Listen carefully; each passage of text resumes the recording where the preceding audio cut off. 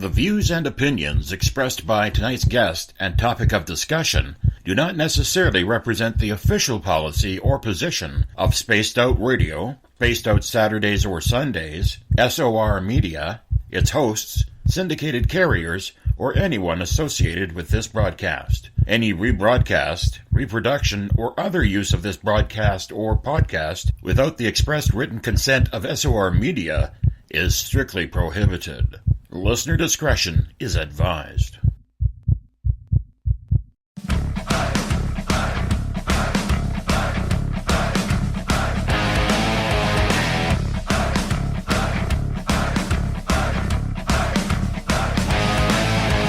Are you experienced? Then come own the night with us.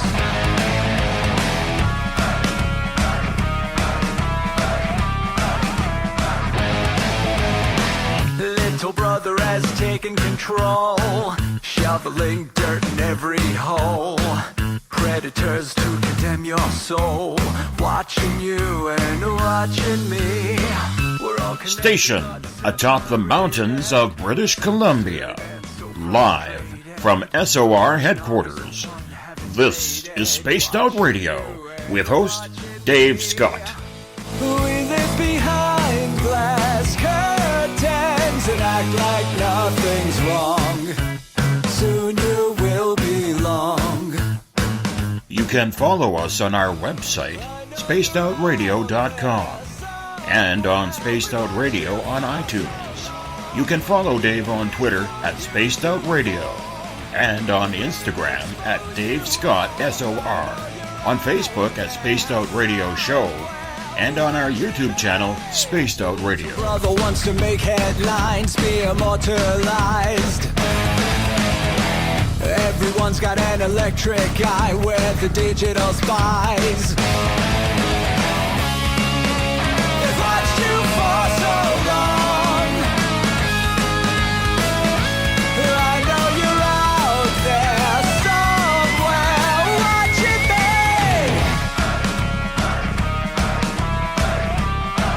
me. Buckle up, space travelers. It's time to go for a ride on Spaced Out Radio with host Dave Scott. I know you're out there somewhere. We've watched you for so long. We wait for you to fall. We will expose you all. I know you're out there somewhere watching me. Little brother wants to make headlines, be immortalized. Everyone's got an electric eye with the digital spies.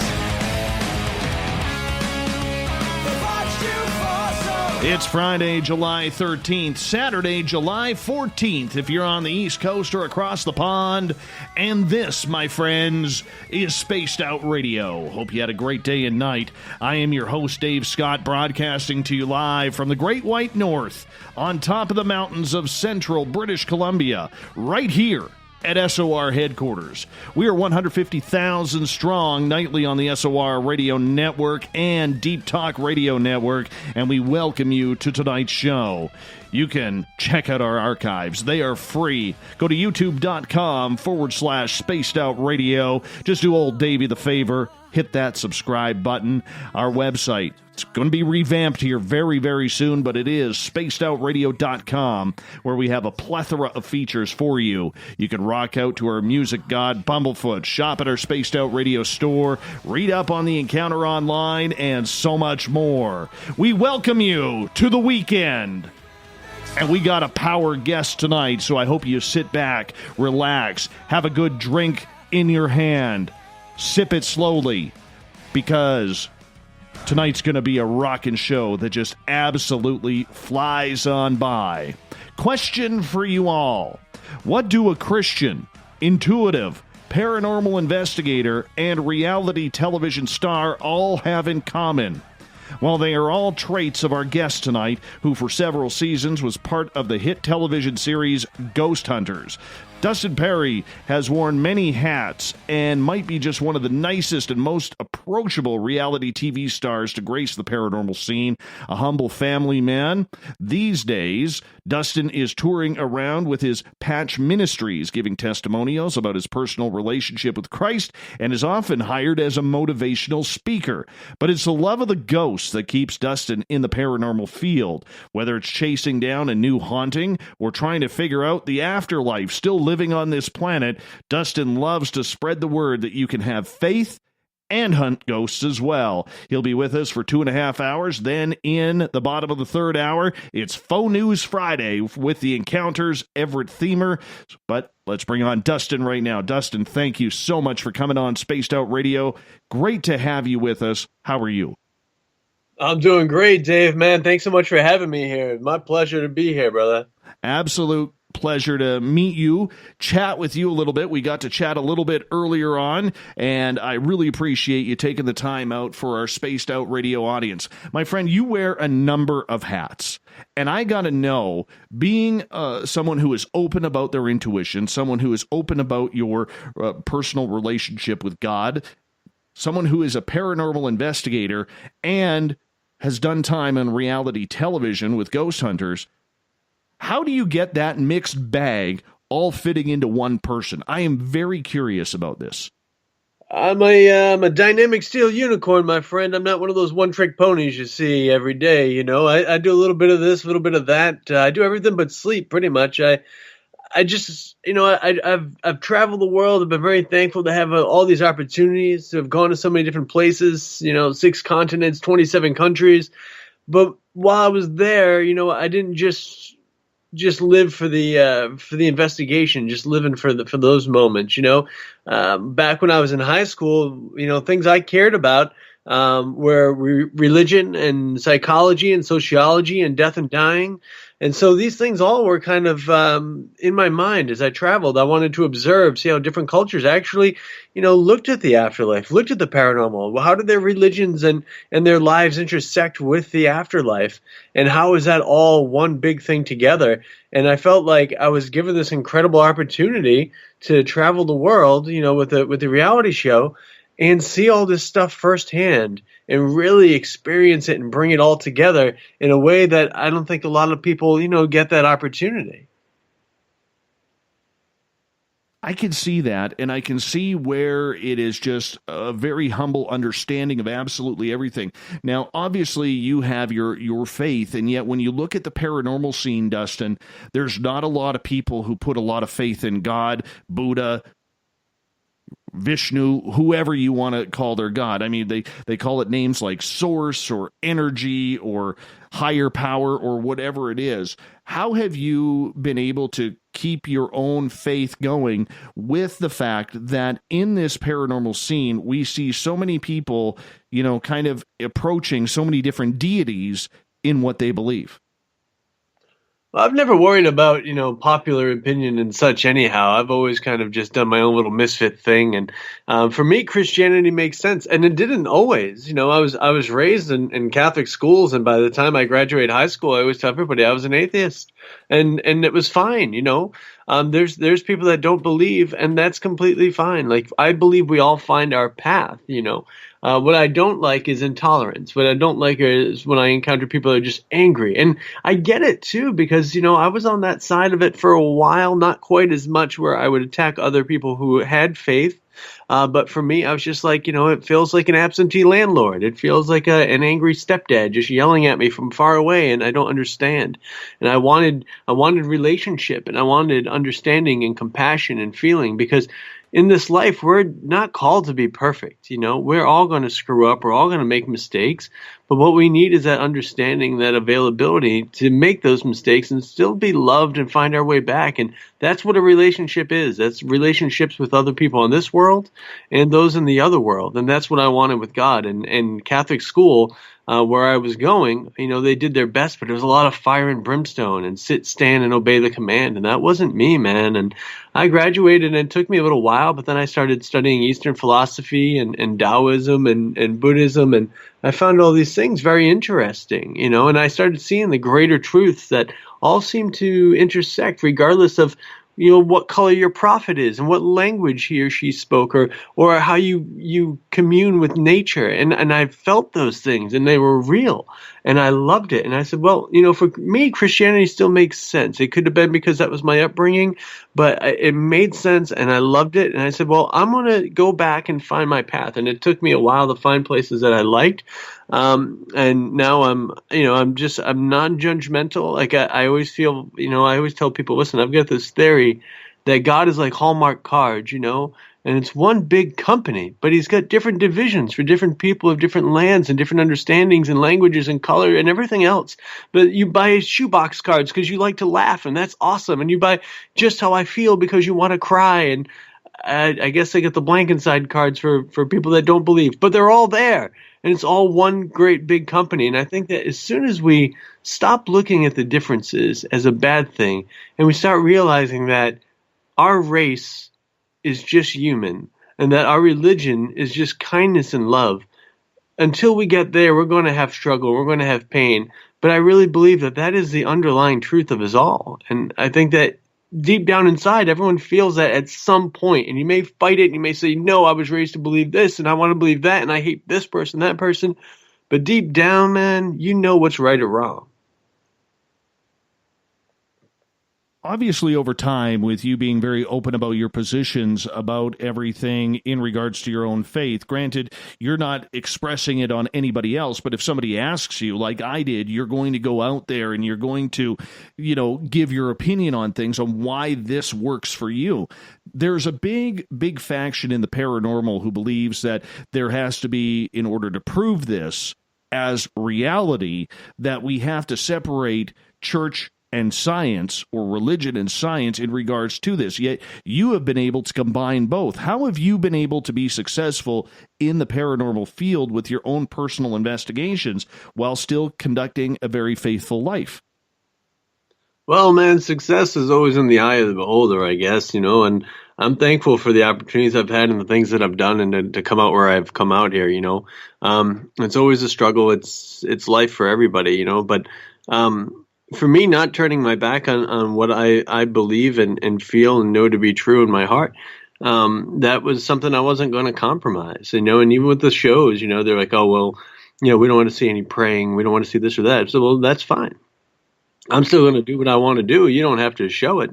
I've worked in television news for years. Edit it out if you don't want it. They actually used it once in the priest house. We're over in, let's see, one of the countries all blend together after a while. I was in Sweden. And we did a priest house, and they showed me praying in there. And that was fine. And I don't care if they show it or not, because it's just a personal thing. And it wasn't even a protection thing. It was just a reverence thing because of the people that live there and their faith and understandings. But if you're going to work in this field, you got to realize that the spirits are part of that other world. And you can use your own understandings and your own belief systems. And at times when you need to go to work within a family, or you need to work at a place that was of a religious sacred spot, you have to be able to kind of, turn the tables a little bit and work in those understandings. But you have to be comfortable enough to do that, And I always feel as long as you're working in a positive way and you're working out of love and kindness, then you're on the same page, and it'll work. And it has worked, and I don't try to baptize people in the parking lot. I just plant that little seed of kindness and love. And however your path develops and however you decide to worship and love, that's cool. But just while you go through this life, just be kind to each other and show love, because no matter who's watching upstairs, that's the things that we need to be scoring points on. That's what we need to be doing, not trying to build the biggest steeple. And it was crazy, man. I drove cross country once on my own back in the day, just because I like to travel and stuff. I've always had this wanderlust long before the shows. And I was driving across the country, and I say, oh, they have the biggest steeple here. Oh, this one has the biggest cross. And I said, leave it to the dang Catholics. We're comparing the size of our erections all across the country. Like, how bizarre this is. And at the same time, that's not what it's about, man. But we are so blinded by this material world. It's a struggle. It's a struggle, man. We're all spirits going through this human experience, and it's a struggle for us because we're not from here, we don't stay here, and we don't belong here. It's just a little thing we're going through, and we just need to stop fighting with each other and just get through the dang thing together. Amen, man. Amen. And there's so much paranormal drama, so much controversy around a topic that is so fringe. It's amazing anything really gets done. Have you taken personal heat because of your own convictions in regards to your beliefs from people in the paranormal? Because let's face it, you're an easy target. Being on television, being open about your faith, I mean, that's 2 strikes against you right there, Dustin. Hell, man, you add that up with that upside down visor I used to wear, man. I struck right out. 1, 2, 3. But I don't worry about it, man. People wait in line sometimes at some of these events and these conventions. And, I'm always very thankful. I have a modest little line. Some people show up. I don't care if, there's 5 people in the audience for a lecture. I put on the same show. I put my heart into it and I give the same information. But it was always amazing to me. Sometimes, some of the big conventions, you'd have a decent line of people and people are waiting there to talk to you and take pictures. And, it's great. And it always means a lot to me because life is tough and people work hard and you part with your money to come to these conventions and to have these moments. And then someone gets up there and they're like, I want you to know that you're going to hell. I was like, oh, really? How's that going? They're like, well, because you believe in this and that. And then I was like, okay. I said, well, what's your standpoint? And then I'm always willing to listen. But I always find it's crazy. Like, it's usually my Catholic brethren the most that'll give me heat for it, And I was like, well, but you've read the Bible, right? And my personal feeling is that it's inspired by God, but written by man, and thus subject to corruption and twisting. And people have used it to do horrible, god-awful things to each other. And that's why I think so many people rally against religion and against God. And it's not even God's fault. It's us. We screwed it up. We're the dumb monkeys. It's not him. It's us. But, they come and they tell me this stuff. I'm like, well, in the Bible, it talks about angels. It talks about demons. And Christ even says, I give you power in my name to cast them out. And I don't do any of that stuff, man. And the 1 or 2 darker cases that I even came across, I just handed off to somebody with more experience and more knowledge of that, because that's not what I do. I just document when I come across, and I'm happy to do it. I love seeing the spirit world and coming close to it. But I'm not an exorcist. I'm not a demonologist or whatever. It's crazy, man. People love the drama. They love to stir up nonsense. And I don't know what they get out of it outside of negative attention, but I guess negative attention is better than none at all for some people. But hell, man, I'd rather just be alone if that's the way it's going to be. Yeah, and I totally understand that, but I mean, that it leads into a brand new subject here in regards to the paranormal drama, because if it wasn't for Ghost Hunters and the subsequent follow-up shows that came not only out of Ghost Hunters, but have taken off on reality television, there are literally thousands of people who would not be a part of this.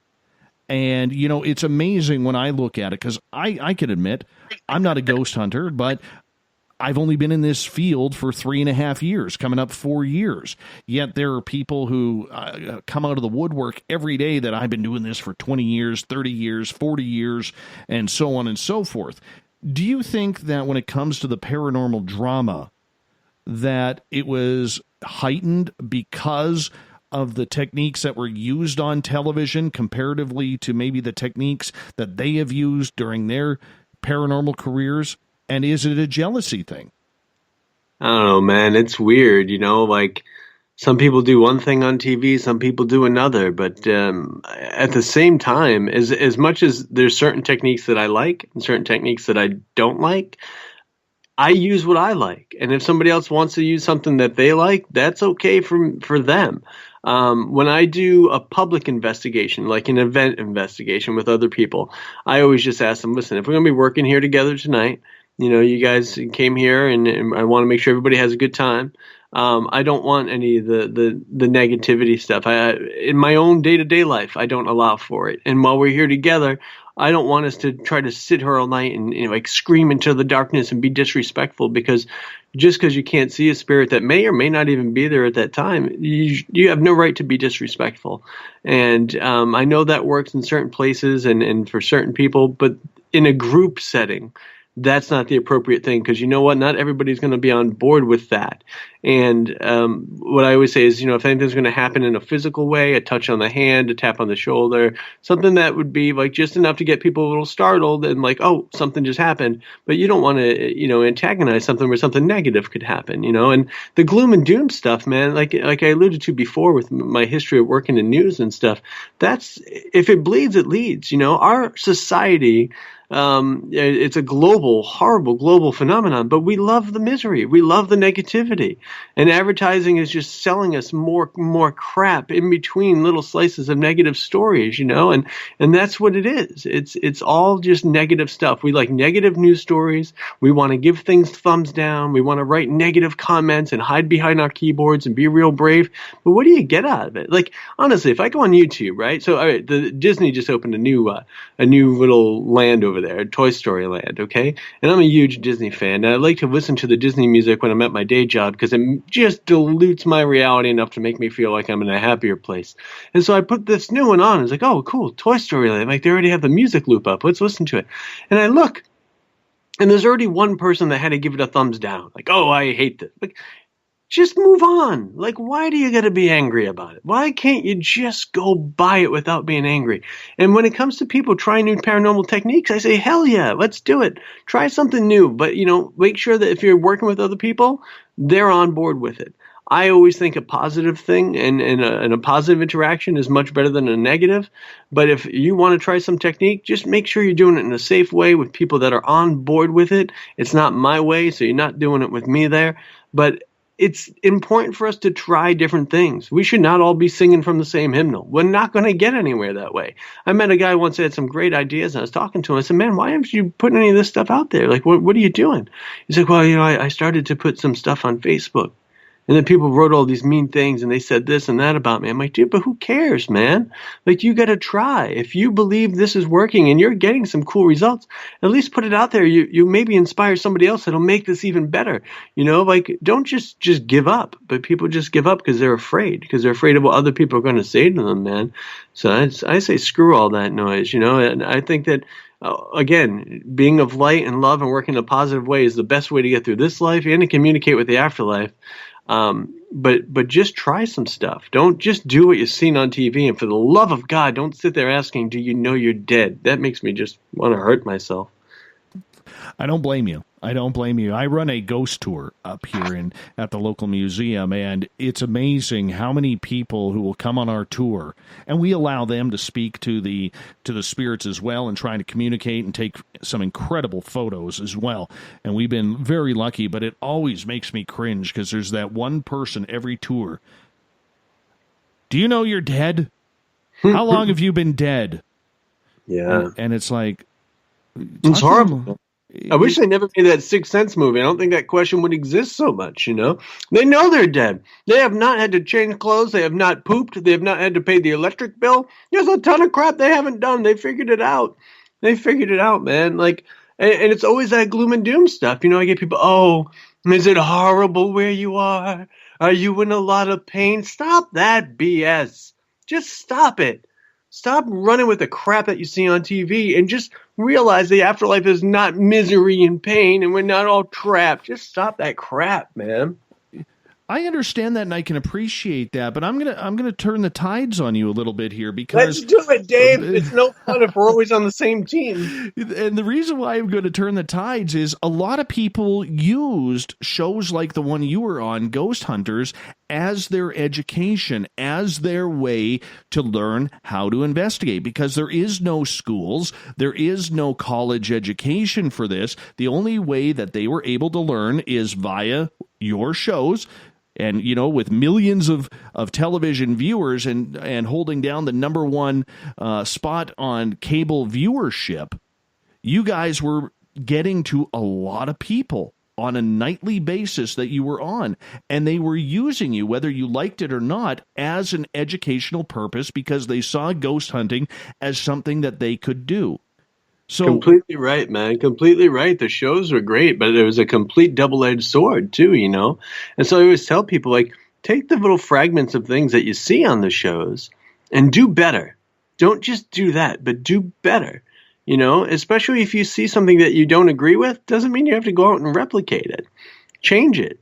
Go out there and find your way of doing it, and it's okay to have building blocks. Like, we all have to start somewhere. That's completely cool.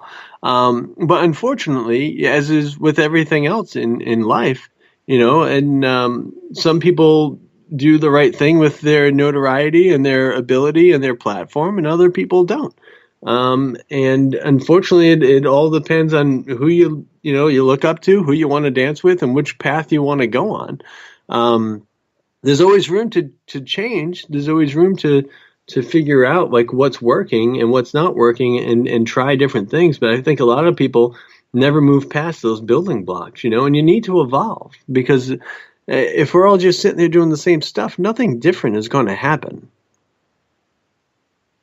And I appreciate what you're saying, but for a lot of people, you were that education, and they weren't understanding, because I have a media background too. They weren't understanding, Dustin, that, you guys were in a location 4 or 5 days and maybe filming anywhere between 6 to 12 hours a day, if not longer, to condense it to 42 or 43 minutes. Oh yeah, for sure, and man. so the People that thought all of it was live, like, wave to me, like that was taped like 6 months ago, or like, you never went in Dracula's castle. Yes, that was all there was. There was nothing else for us to go into, and it's television, and it's amazing to me, because I've been on both sides of the camera, and I've been I've been a viewer on this side of the TV.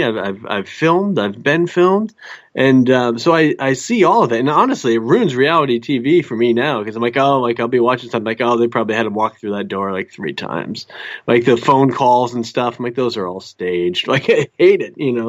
It's crazy, man. My favorite paranormal shows, I like watching recreation shows.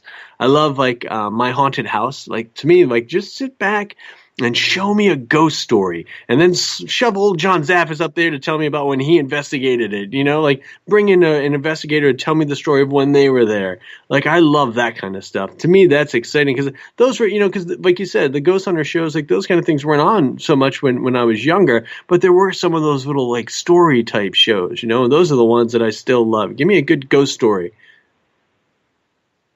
I can appreciate that, but when you had amateur ghost hunters coming up to you saying, I've learned so much from watching you on TV, and I learned a lot of my techniques, do they even know the real you and the real investigator that you are? Because out of that 42-minute episode, you may be on camera for 9 minutes? Yeah, if I'm lucky. I was a D-list player, man, by far, but I always try to tell them, like, do better than anybody that you see on there. Strive to do more. Don't just, it's humbling, and it's an honor. And I really do appreciate everybody. I've always been very kind to all the amateur investigators. I mean, we're all amateur investigators. Like, if you're on a TV show, off a TV show, what the hell, there's no real professionals per se. There's no experts. None of this stuff is proven. We're all just trying things. Just some of us got a little more notoriety or a different platform, but we're all just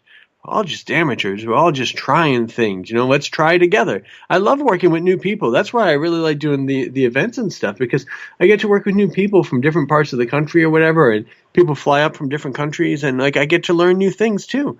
It's like I appreciate that they come to work with me, but I'm as excited to work with them to learn what they know, because I don't know everything that's going on here, and I'm just always very honest about that. And it's crazy, man. Sometimes people come up like, I grew up watching you. I'm like, oh my God, how the hell old am I?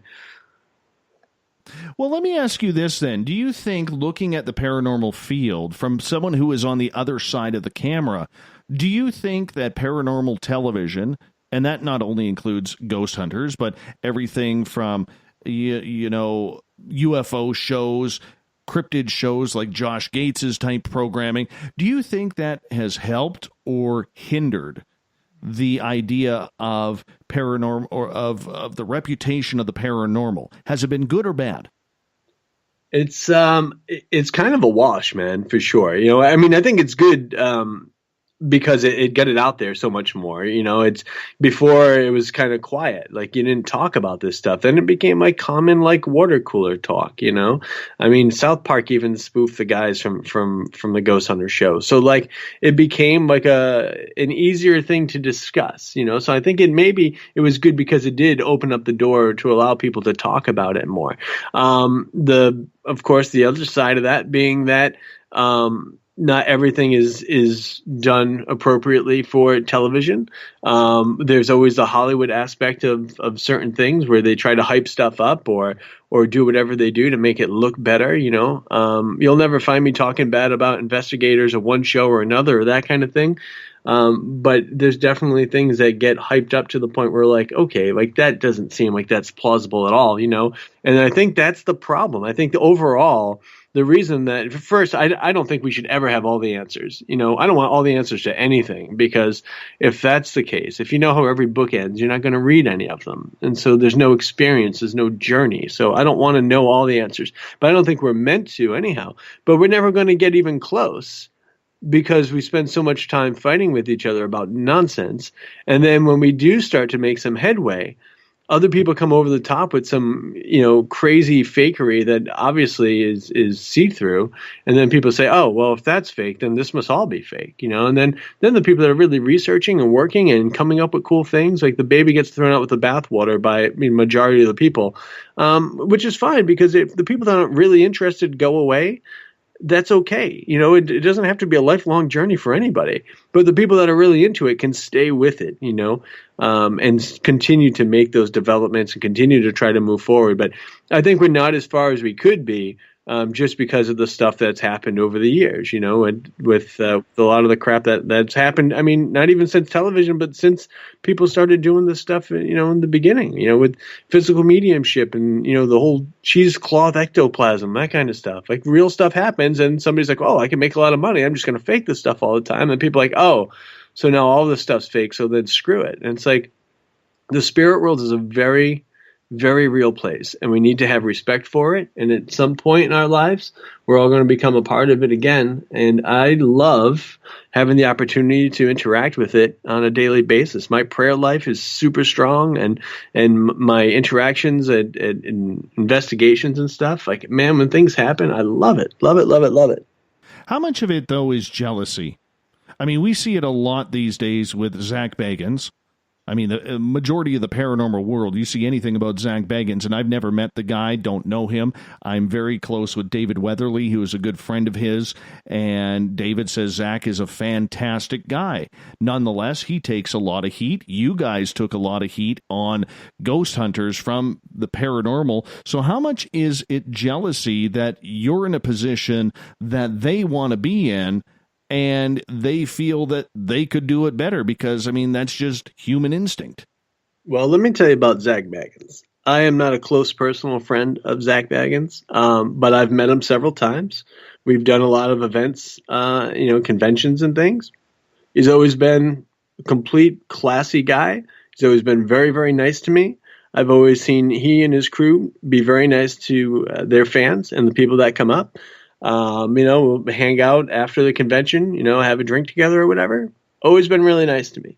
But I mean, people say the same things about him that they would say about Jay, that they would say about anybody, and it is, I mean, I'm a huge Elvis fan too, man. I live in comparisons, and my brain gets derailed a lot because there's a lot of cartoons and weird things that go on in my head, but it helps me make sense of things. So I'm a huge Elvis fan. And the Colonel, Elvis's manager, when Elvis was rising to fame, yeah, people loved Elvis, especially the ladies loved Elvis. So the guys, well, some of the guys liked Elvis because they wanted to be like Elvis, but then the other guys hated Elvis because all the girls liked Elvis and they wanted to be Elvis. So the Colonel, he would make buttons that said, I love Elvis, and he'd sell those. And on the other side, he'd have people selling buttons that said, I hate Elvis. They still made money. They still did well. And they took care of what they had to take care of. There's ways to get by in this life, regardless of whether people love you or whether people hate you, because people are always going to do both. And that's fine. And that's fine. I always just leave the light on for people. I get people that write me hate mail and stuff. And it's weird because, I don't know. I'm kind of like a paranormal Mr. Rogers, man. Like, I'm not causing anybody any harm. Like, what the heck you writing me hate mail for? But people do. The last 2 seasons, I went back and finished Ghost Hunters, man. There was a guy that would write to me on Twitter and challenge me to a fight every Wednesday night when the show is on. And I'd always just like That write is back. awesome. I'd write back to him like, "Hey, man, thanks for watching. Much love." Just like whatever, man. I diffuse hate with love. There's a Punky Brewster episode, Punky's Peril, and then she was like attacked by this monster, and the only way to beat the monster was to hug the monster and show it love. And that has become like a credo for me in this life, just hugging the monster. I don't care if you watch me, great. If you didn't watch me, still cool. If you loved me, I'll love you back. If you hated me, I'll still love you back. That's okay. But it's still about the jealousy, though.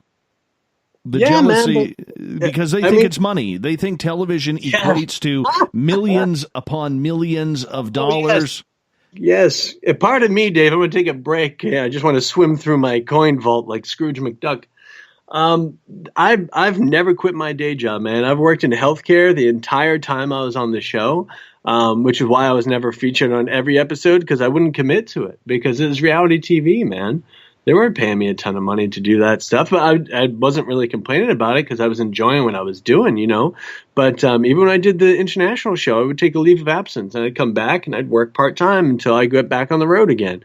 And the lectures, the books, all these things help to make a living, you know. But yeah, I've been very thankful for all the opportunities, and I love my readers and stuff because I love writing my books and things. And but yeah, man, I mean, jealousy is going to be there. I mean, I don't know if that's all somebody's got to do is sit around and be jealous. Like, I don't know, aim higher. Let me tell you, because the struggle here is still very real. It's still month to month and just getting by and praying that next convention gets on your website and books you for something, you know, and that's fine. I'm not whining about it at all.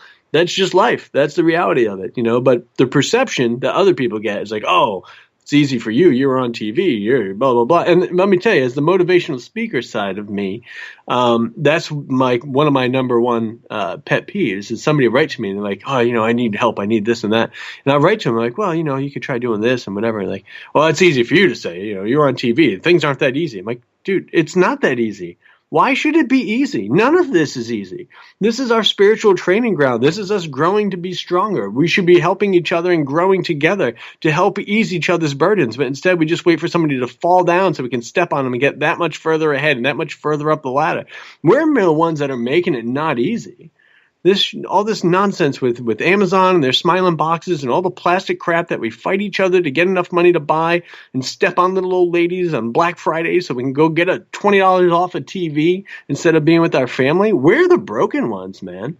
You know, and it's weird. It's weird, but it's not easy. So like, just because I was on television doesn't mean it's easier for me than it is anybody else. You know, yeah, I'm sure some of the top guys and some of the top shows, like, they made more money, they got more stuff, but whatever, they got a different deal. Comparison is the thief of joy. Don't compare yourself to other people. You do your personal best, you get what you can get, do no harm, you're doing all right.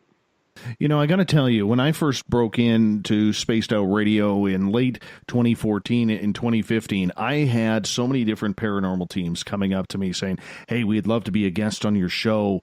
And, you know, we've got this television, you know, 6-pack of that we're being promoted about and might get picked up by a certain network. Of course, they could never name the network because that was some sort of security blanket for themselves there. But it's amazing, you know, then you get these people on the air and they can barely string 2 sentences together. And here I am with a media background. They don't know me from Adam, and I'm thinking, there is no way in hell you have a television pilot going on. No way in hell. You know, like, come on, let's stop sniffing the television glue here and let's just get to it. Let's just get to it. I mean, it's easy to see and it's easy to say, but I mean, that's kind of what you guys had to deal with. You had this entire crush of people trying to grab a piece of you or a piece of what you were doing to knock you off the pedestal, when a lot of people should have been saying, good for you guys. This is giving us some television credibility, and let's just run with it. Now we can talk to people out in the open rather than having to be, you know, have that weird thing that we do on the side.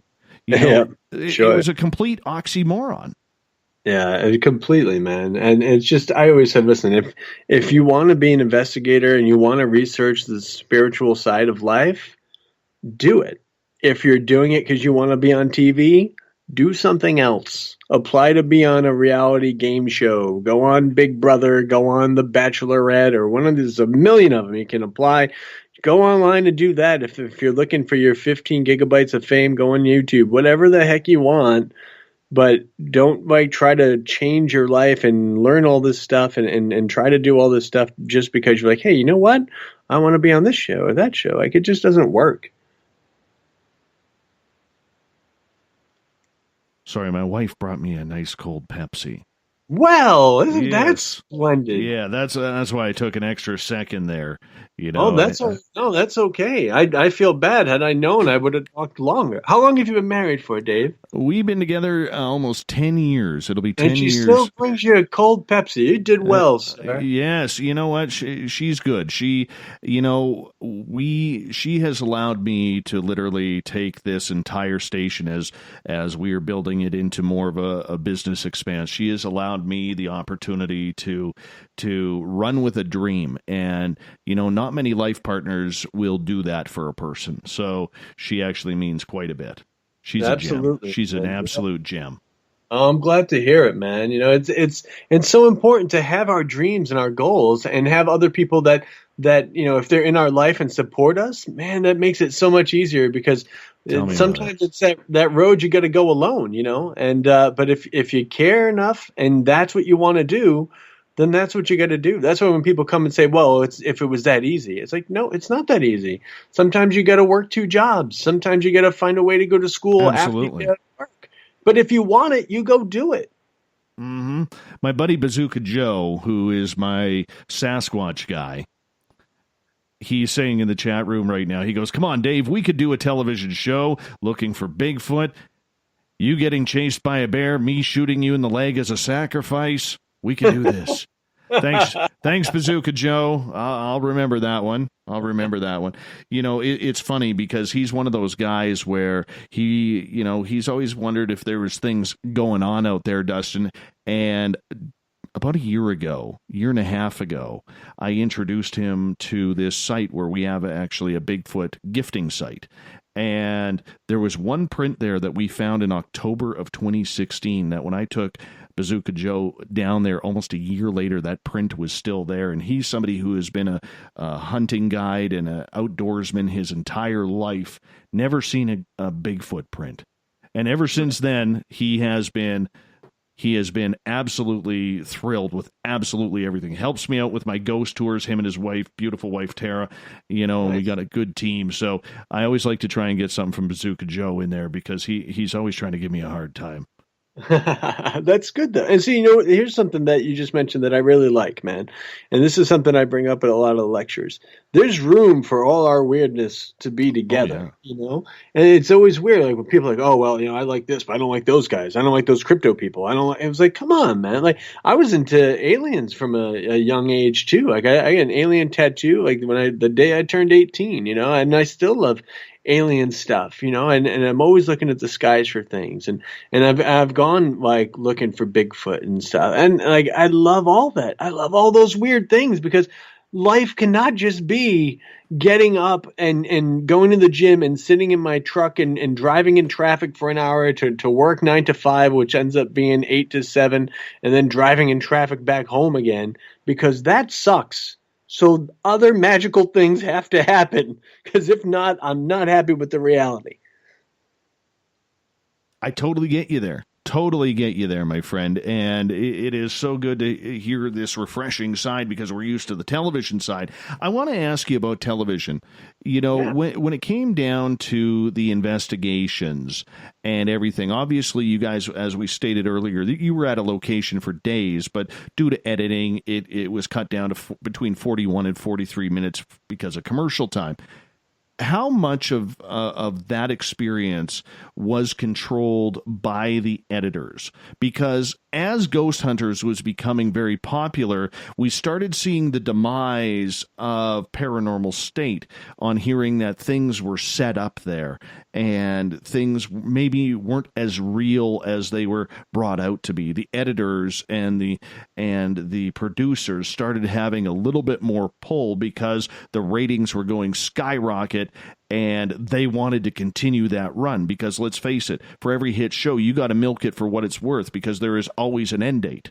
So how much were you guys put on the pressure to not only conduct an investigation, but to do it maybe the way the television producers wanted rather than the way you wanted?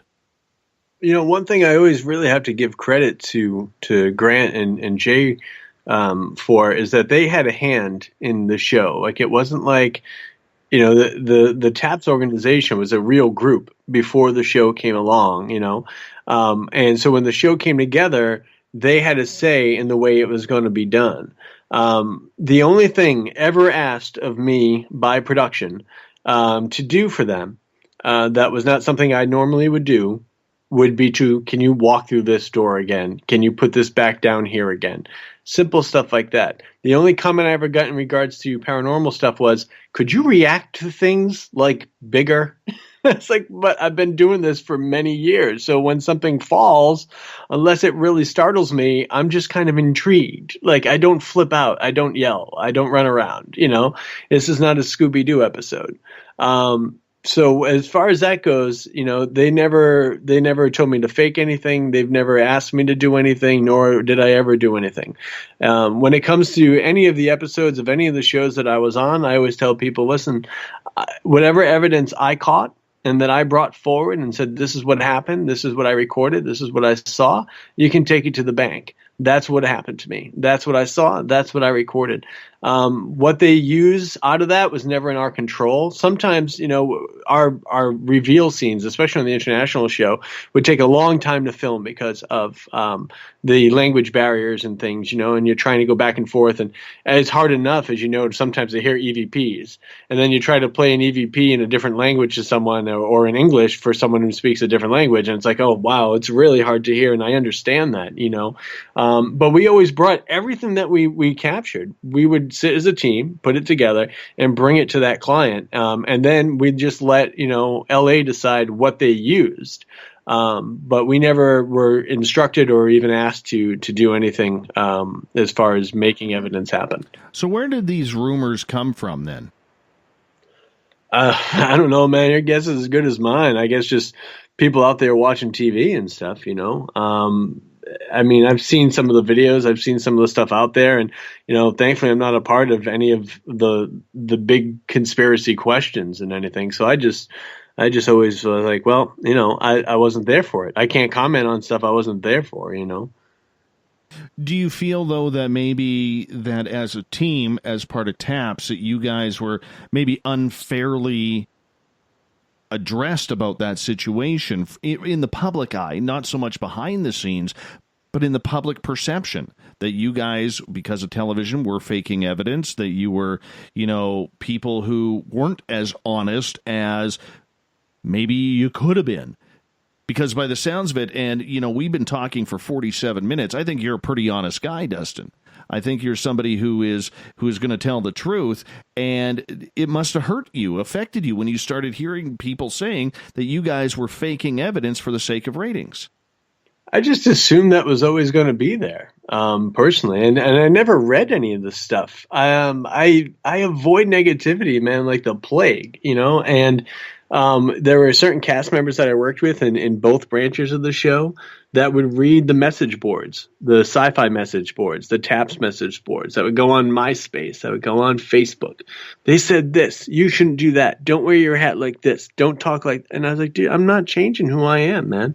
Like, and if that's the stuff people want to send or would then post, I always feel like that says more about them than it does about me. And I'm not going to change what I am or what I'm doing because I know I'm not doing anything wrong and I'm not doing anything bad. So other people are going to always perceive stuff depending on their experiences and their understandings and their mindset.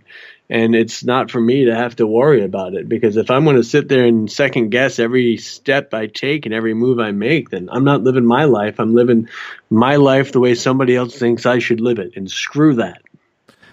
That's a noble answer. I think that's a very noble answer for you to conduct that, and it's taking the high road with the way I would expect you to do that. Were any of the other crew ever approached saying, "Hey, could you maybe, react to something that isn't there"? Not that I'm aware of. Usually, we would go in like two of us together. Primarily when I was on GHI, I always did the first walkthrough with Rob, and then I usually worked with Barry quite a bit, and then kind of mucked it up with Joe Chin because he's just funny and we'd have fun together. So there was, we took turns alternating, but it's usually just the two of us and, the camera operator and sometimes the camera and audio guy. So you don't really see too much of what goes on with anybody else. And anytime I was working with somebody, we were never asked to do that. I'll tell you what, the opening scene, when they first decided to put me into the program, because I was working with the team for a bit before they put me on the show. And they're like, well, we need to film your opening segment. And I was like, I was like, well, what do you want me to do? And they're like, well, we're going to have you walk down this hallway. This was literally in the stairwell in the TAP's office. You're going to walk down the hallway, down the stairwell, and then turn around really quick like you heard something. Man, we must have shot that thing for hours. I could not do it right. It ended up being Jay Hawes popping a balloon behind me just to try to signal me to turn. I couldn't fake stuff to save my damn life. But that was pretty much, that was it. And we always were able to at least, conduct ourselves in the way we wanted to. Even when it came to running the investigation, it wasn't like, okay, well, you guys, it was us deciding where we were going to go and when we were going to go. They would say, we need you guys to film until, X amount of hours. Which is understandable. But, sometimes when absolutely nothing was going on, we'd be like, listen, guys, we're beating a dead horse here. There's nothing. We'll try tomorrow, but we're not going to kill all our investigators tonight when there's nothing going on, And that was always a tough thing for me, especially when I was on the international show, was they want me to sit down and tell this guy who's lived in this castle for 30 years of his life that his place is haunted or not. I'm like, well, I was here 4 nights. Sometimes the spirit world's, just not active, or they're not reacting to me or picking up on what I'm trying to do. So, how am I going to tell this guy, oh, yeah, no, you're completely wrong? Unless we could absolutely disprove something and show, with a rational explanation something, then I could say, okay, well, this probably wasn't happening. But you just can't tell people this is haunted or not haunted. I never liked that part. That was a hokey made for TV moment that we had to talk about. But that was about as uncomfortable as it got. We only got about 5 minutes here before we got to go to break, and I want to get more into that in the second part of the second hour of the show, because I think that's kind of important in regards to everything. But when you were on investigation and you saw the finished product, did you ever just say, damn it, man, why didn't they put in this piece of evidence or this? Because it was just so immaculate that that's what people would have wanted to see, and in the meantime, it didn't even make the cut. Yeah, man, all the time, dude, all the time, And they did a good job. I'm not saying they didn't do a good job. They did a good job, but there were some cases where we got a bunch of different things that happened, and they obviously have to cut it down to fit that 43 minute time frame. But I remember once there was I think it was France. I want to say it was the caves under France, and two of the young ladies, I believe, were down in the cave area. And they got this incredible, crazy sounding roar. It was terrifying to listen to. And there was no animals or anything that you could see with the thermal camera. We couldn't figure out where the heck it came from. And when they put it into the show, it sounded like the most meek and mild thing that you could ever hear. I'm like, what the heck was that? That wasn't what we heard, I don't know why, if it just didn't transfer well or whatever, But there were things that would happen, and they just, they'd put something else in there. And it's I guess they were building their own storyline. And sometimes one group would get a lot more evidence than the other group. So there's only so much they could use because they want to show everybody investigating. And, they can't transfer evidence. So if it happens with that group, they get the airtime. And so some things sometimes get cut out, but it's TV, man. It's part of it, Was that part of Grant and Jason's role in that too, was to help edit that or to go over the evidence and say, okay, this should be in the show, that shouldn't? No, they, I never really did the reveal with them per se. We would present to them, everything that we listened to and found, and they kind of chose what they went to the client with. And then I believe once again, it came down to an LA call of what they use and what they don't use based on how they edit the show together. You can't have something show up in the reveal that we never saw people, investigating that room. So there was that kind of thing. It wasn't so much Jane Grant's call. Once again, it was LA's call. I think toward the, there was some control of editing and stuff. But I don't know as far as much as, what they actually did or didn't do, because I wasn't involved in that part of the process. One quick question here before we got to go to break here. I'm curious, what was a pet peeve you had about doing the show? What was something that just grinded your gears? Maybe it was an investigation technique or something that the people in L.A. did? Nope. Since I was a kid, I've never found fart humor funny. Just never found it funny. Didn't like it in movies. Didn't like it with schoolyard kids. Really didn't like it in a van traveling to a location for several hours with a bunch of guys who thought that this human process was a hilarious thing. And I thought I escaped it when I went to the international show. And then I met Rob Demarest. And then I realized this was some universal comedy that I just could not appreciate. It's a Canadian in him. Maybe, man. I don't know. Wow. Hard to believe that, there is that locker room humor that kind of goes on. But when you're traveling for weeks at a time, a little fresh air is not a big luxury to ask for. I can totally see that. Totally see that. Dustin, I'm going to get you to hold on here as we escape for our first break of the night. Dustin Pari is our guest tonight on Spaced Out Radio. He is a paranormal investigator. He is so much more than just that. Researcher, motivator, lecturer, author. Also got great hair as well, and I'm a big fan of good hair. You're listening to Spaced Out Radio. More with Dustin in hour number 2 right after this. Find your escape where time has no limits. It's about living today and cherishing the heritage of yesterday. A spirit of adventure for what is new with the nostalgia of the past. Your timepiece is a reflection of who you are. Life surrounded by beauty from the world around us to the soul within. EscapeWatches.com. There is no time like the present to enjoy your escape. Use promo code SMF2017 for your 20% discount today. The freedom to post what you want, when you want. That's the social media freedom you need. Social Media Freedom is the free app in your app store. No need to worry about going to jail or being shadow banned any longer. It's the freedom to say what you feel. The freedom to know Big Brother isn't watching. It's the way social media is supposed to be. Social Media Freedom. It's time to set yourself free. Download from your app store today.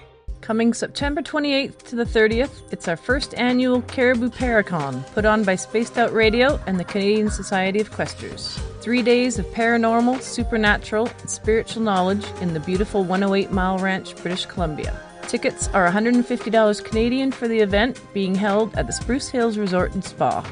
Come watch our featured speaker, Grant Cameron, along with Lorian Fenton, David Weatherly, Ross Allison, and more. The Caribou Paracon, celebrating everything paranormal. Hi there, I'm Butch Witkowski, lead investigator with U4Cop. On the final Monday of every month, you can listen to me and host Dave Scott on Spaced Out Radio's Strange Days. We're going to get to the heart of the matter when it comes to what's happening out there. People are seeing and experiencing things from ET contact to Bigfoot, and I want to hear about it. Your experiences are what we investigators need to help solve these unknown mysteries. So tune in at spacedoutradio.com to the final Monday of every month from Butch Witkowski's Strange Days. Hi there, this is Tessa Nicole Thomas, and I'm going to take you for a ride every Sunday night on Spaced Out Sundays. I'm going to set up your week with some strange tales from across North America, from psychic readings, Sasquatch, UFOs, to the most haunted locations. Come join me at spacedoutradio.com starting at 9 p.m. Pacific, midnight Eastern, and let's get weird together. I'd love for you to join me. Spaced Out Sundays at spacedoutradio.com. There's news, and there's The Encounter. This is Spaced Out Radio News Director Everett Thiemer inviting you to check out The Encounter. Our half-hour news segment every Monday through Friday night is different compared to what you're used to. Our goal is to bring you the weird, strange, and interesting stories the mainstream tends to leave out, and stories that will make you scratch your head in disbelief. The Encounter can also be found at spacedoutradio.com and on our Facebook page, SOR The Encounter. Come give us a read. We're bringing scientific thought to the paranormal. Hi there, this is Spaced Out Radio scientist Chris Cogswell. Join me, Chris Zuger, and Dave Scott the second Wednesday of every month, where we break down the who from the woo when it comes to everything paranormal. We'll investigate and try to bring sensible answers to those straight and sometimes outlandish questions people have. Hey, not everything has an answer, but we'll do our best. Listen in to Reality Paranormal only on Spaced Out Radio. Heading to Vancouver and looking for some great nightlife? The Moose Vancouver is the place to be. Catch a game on one of the big screens or just come rock out to your favorite 80s and 90s hair bands. Great food starting at $6.95. The Moose Vancouver is open until 2 a.m. nightly. It's easy to find near the corner of Nelson and Granville. The Moose Vancouver is the official rocking bar of Spaced Out Radio. Are you interested in advertising on Spaced Out Radio? Head to our website at spacedoutradio.com and click on our advertising tab. There, you will find an assortment of ways you can get your product out there with us, from radio commercials to banners and social media. Have a product you like our hosts to endorse? We can do that too. Visit spacedoutradio.com for more details. Do you want to know what's really going on in your world? Do you have questions about who you can trust in the mainstream media? Then look no further than the Rebel Planet. Come get the straight answers right here at spacedoutradio.com. Join me, Jamie Sexton, creator of Rebel Planet News, as I fill you in on the stories behind the stories. All you truth seekers, be sure to tune in to Rebel Planet on spacedoutradio.com the third Thursday of every month.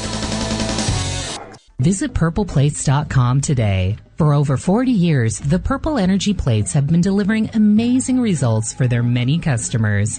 Inspired by the great genius Nikola Tesla, the harmony, healing, and energetic effects of the plates have proven over and over to be beneficial and often miraculous to thousands of customers. Check their site for daily specials and choose from their many energy products. You won't be sorry. Visit them today at purpleplates.com. So, you love talk radio? Then you'll love TalkStreamLive.com. TalkStream Live is always on, 24/7, with the best streaming talk shows. Find your favorite talkers and discover some new ones. It's free, readily available online or on mobile with any smartphone or tablet. Finding your favorite talk shows all in one place has gotten a whole lot easier. Just go to TalkStreamLive.com. Be sure to download the free apps from Google Play or the iTunes App Store.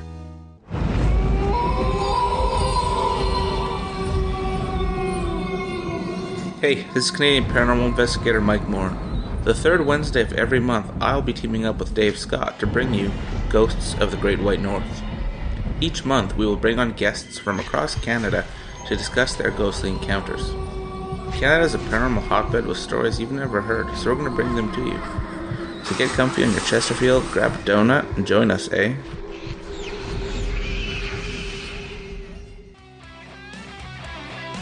The views and opinions expressed by tonight's guest and topic of discussion do not necessarily represent the official policy or position of Spaced Out Radio, Spaced Out Weekend, Spaced Out Radio Limited, its hosts, syndicated carriers, or anyone associated with this broadcast. Would you like to connect with us? Head to spacedoutradio.com for all your latest show info. And hit us up on Twitter using the hashtag Spaced Out Radio. Now, back to Dave Scott and SOR. Welcome back to hour number 2 of Spaced Out Radio tonight. I am your host, Dave Scott. Thanks for being with us. This weekend, the paranormal chatter continues as we have Tess Nicole Thomas coming in for Spaced Out Weekend. We get going at 9 p.m. Pacific, midnight Eastern Time at spacedoutradio.com. Don't forget, you can listen to us on Deep Talk Radio and the SOR Radio Network. You can also check out our archives for free on our YouTube channel, youtube.com/Spaced Out Radio. Do me a favor, hit that subscribe button. Bill Cardwell has set the password for tonight in the SOR Space Travelers Club. Cholangiococysto codectotomy? I'm not even trying that twice, but Bill sets a password each and every night right here on the mighty SOR. Now, if you want to go to our website, spacedoutradio.com, we have a plethora of features for you. You can rock out to Bumblefoot, shop at our Spaced Out Radio store, read up on the encounter online, and so much more. Tonight, we have the pleasure of talking with Dustin Pari. You probably know his name from the television show Ghost Hunters. He is an author, a lecturer, someone who is very well known about his faith. He is a researcher, motivator, and so much more. Great hair. Absolute great hair, Dustin. What kind of... I'm going to hit you up on this. What kind of hair product are you using? Oh, man, it's nothing fancy. Just hairspray, really. I just use Tresemme hairspray. That's it. People think it takes a lot longer than it does, but it's literally out of the shower, spray it, and we're ready to go, man. Look at you go. We're all about good hair and quality facial hair around here. I struggle with that. I think it's part of my Native American blood. I don't think we're a hairy people.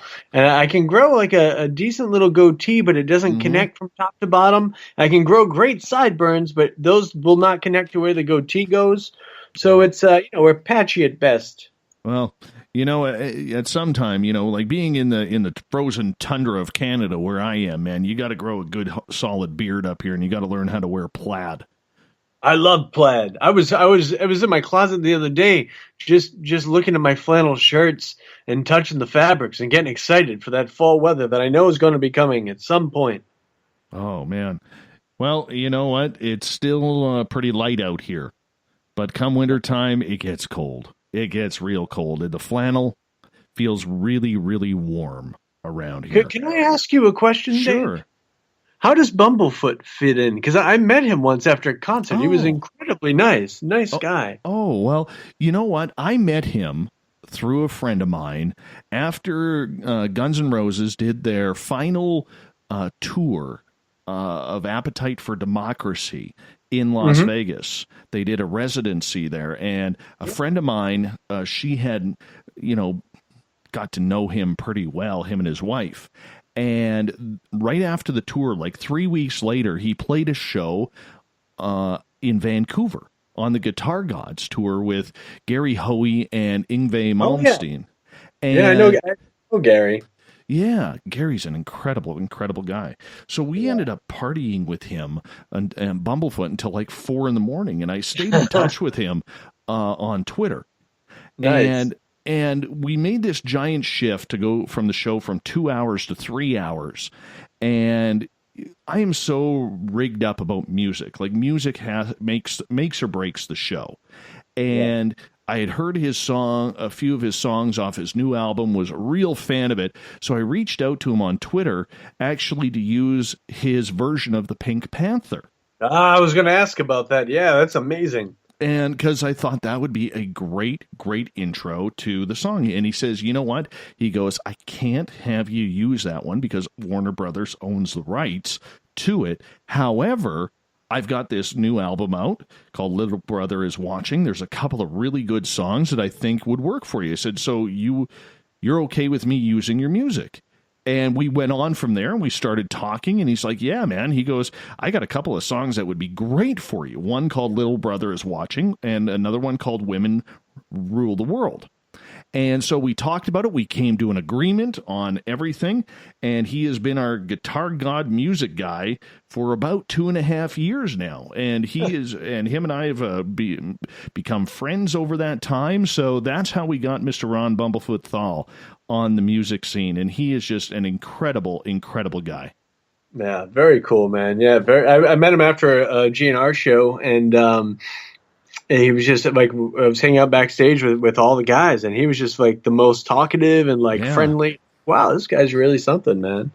Yeah, I mean, he's so down to earth, and his new band, Sons of Apollo, with Jeff Scott Soto and Billy on bass and all these other dudes, Billy Sheehan and Mike Portnoy and Derek Sherinian. I mean, they're just fantastic. Absolutely fantastic. Sons of Apollo, they're called. But, yeah, to get Bumblefoot on board with us, that was a huge, huge, luck of the draw for us. So I'm very thankful for him. And you know what? I do have to give him this kudo because, not a lot of famous music stars would retweet our tweets, because we put out a tweet that he's the official music of our show every single night, and we'll get a lot of our listeners who will literally retweet it or tweet something with Bumblefoot's name in it, and he always likes it or he always responds. That's cool. A lot of people won't do that, so the fact that he has done that for our audience, it's pretty fantastic, and it's made him a lot of fans as well through our show. Nice, man. Very cool. I'll have to check out the new band. Yeah, it's really good. By the way, did you like that version of GNR or the reunion better? Oh, man, I enjoyed both for different reasons, man. But being a child of the 80s, yeah, it's hard to beat Slash and Duff. And Duff was actually at the show I was at. He was there for that one. But nice. Yeah, man. It's they're both good. DJ Ashford is just so cool. Like, he's just a eclectic little fella, like really nice guy.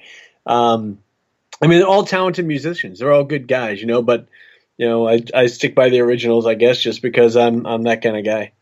I liked the replacements. I got to admit, as much as I'm a diehard Appetite for Destruction kind of guy, Paradise City kind of guy, I've seen both bands now, and I really preferred the replacements. I really did. Basically they were tight. There was nothing to be said against them, that's for sure. No. They got a raw deal in popularity from a lot of the generational fans. But nonetheless, we could talk GNR all night, my friend. We really could. How about this? Let's do a segue. People hated GHI, probably for a lot of reasons. But one of the things that I would get all the time is like, you were on the original show. Why would you go to this show? It's like, yeah, I know, but like I'm international and I get to see all these cool countries, But like I always used to say, I felt like I went from the Beatles to being on the Monkees. Like we're both still talented in what we did, I guess, but we were put together for TV where the other group was organic, I hear you there. I totally hear you there. Hey, right before the break, you were talking about haunted versus not haunted and, going into locations on whether or not, a 300-year-old location was haunted or not. And you made a comment that, you're there for 3-4 days. You can't tell in 3 or 4 days if a place is haunted because you can't command the spirits to come aboard and participate. And I thought that was very profound the way you said that. But on the flip side, I have to admit, I haven't been the biggest TAP supporter because of that, because of the haunted versus not haunted thing. And I've had a number of TAPS teams come on the air, and it's been a little bit of a thorn on my side from the TAPS family side because of the fact that it seems that they're not really there to help. It almost seems like they're there selfishly to prove or disprove if a place is haunted. How do you help people if you're just there to prove or disprove? Yeah, man. For what we did with the show, especially here on the stateside version, we would try to have like the family group or like a local person that we knew, like follow up, to see what was going on with them. That's kind of what the purpose of the whole family group was. I never got involved with that. There was, a couple of people here locally in the Rhode Island area that I could check in on, but, the ones that we traveled to film at, obviously you cannot do that. I think one of the main things was at least trying to give people a little bit of understanding, a little bit of peace of mind, a little bit of understanding. I guess there's some help in that way, but I was never on board with a haunted, not haunted thing. I don't even know if Jay and Grant were. Like, I really don't know. Like, at that time, I mean, I never really ascended to being much more than a low level monkey in the tree, but at that time I was still on the ground level, so I didn't really know much about how things were coming together. I was just happy to be out there and not being chased out of abandoned buildings by police. Do you think then that for a lot of people who had joined the Taps family, and I don't know if this makes you a little uncomfortable or not, and if it does, I can change my line of questioning, but do you think that maybe a few of the Taps groups out there, the Taps family groups, not so much the Taps group, but the family groups, maybe took that a little bit too seriously? I really couldn't say, basically because I didn't have any involvement with it. We turned it over to somebody back here, and they would get in touch with the group out there, and they would set it together. Just based on human nature, people always take some stuff too seriously, for sure. As an EMT for many years at an ambulance company, I ended up being the operations manager there. But for a long time, I was basic EMT, cardiac level EMT. We always had those guys, and like this one guy we used to call the doctor. We would go for, we need to pick up this elderly woman who unfortunately fell out of the bed and hurt her hip. We need to drive 0.2 miles to the hospital that you can see from this woman's bed at the nursing home. And he's getting IVs ready. He's getting the paddles out. It's like, dude, this is just a scoop and drive. Keep her company. Like, let the doctor do the job, But there's always people that take whatever it is you're giving them too seriously. And then on the flip side, there's people who don't take it seriously enough. So I guess we need to kind of have that means. But I don't know for sure with the family groups because I really wasn't involved with any of them. I basically would go out. I would find out very shortly before we had to go film that we had to go film. And then I would, drive out wherever we were going or fly out if I could. And I'd film and not sleep and then film and then fly back and go back to work. And a lot of times I would review my evidence on the road. And when I got home, and then I would just send it back to those guys. I just find it a little bit funny because, there are people out there who take things very, very seriously. And when I hear about you being very open about your intuitiveness, I remember having this group of ladies on the show, a couple of ladies on from a Taps family group here in Canada, where they're like, oh, well, we're both intuitive, but because we're Taps, we can't use that. That's against the rules. Yeah, I don't know. I don't know when Jay Hawes went on top of the mountain and came down with the tablets about what people can and can't do. But I think a lot of it was just their own interpretation, much like people screw with the Bible. Oh, that's a nice analogy. Thank you very much. I'll be here for at least another 90 minutes. Well, no, I'm serious about that. I'm not even being sarcastic about that because in the end, I mean, I guess it just goes to show the way things can be blown out of proportion. Because, I mean, you being intuitive, if you went by the rules and guidelines that many people think, you're not even allowed to investigate for your own group. I just didn't talk about it. I would just go where I was guided. There's nothing wrong with that. I don't have mediumship abilities. I can't see spirits but I just go where I'm guided. I do a lot of guided meditation and I do a lot of just, quiet, peaceful thought. And I just kind of go where I feel I'm supposed to be. And I listen to what's supposed to be there. And I try to talk to what I feel might be around, regardless of what the stories were told to me of what's supposed to be in that room, and just see what happens. If it feels like it might be more of a female spirit, but it's supposed to be an angry guy, I'm not going to ignore that feeling. At least ask a question. The worst they can do is not answer, or they can answer and then they can edit it out if it doesn't meet storyline, I guess. But it never came to that, I think what the TAPS group was against was people saying, oh, there's a spirit here. She's 45 years old. She hates the color orange. Take all the orange stuff out of the room without any other, evidence of that being true. Except one person saying it. But I think people took it way too serious. It's like, you hate mediums and psychics. I'm like, no, I'll hug the hell out of Chip Coffee. Bring them over here. I get that, and I can appreciate that. I had heard rumors from other people in this field that, many of the TAPS members themselves were intuitive.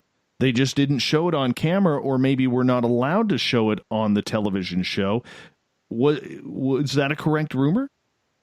Well, I know Barry is really the only one I can speak to, because Barry was very open with me about it, and he was actually the first one that picked up on what I was doing. He's like, Mr. P, what are you doing over there? I'm like, what are you talking about? He's like, you've got gifts. I'm like, I don't have any damn gifts.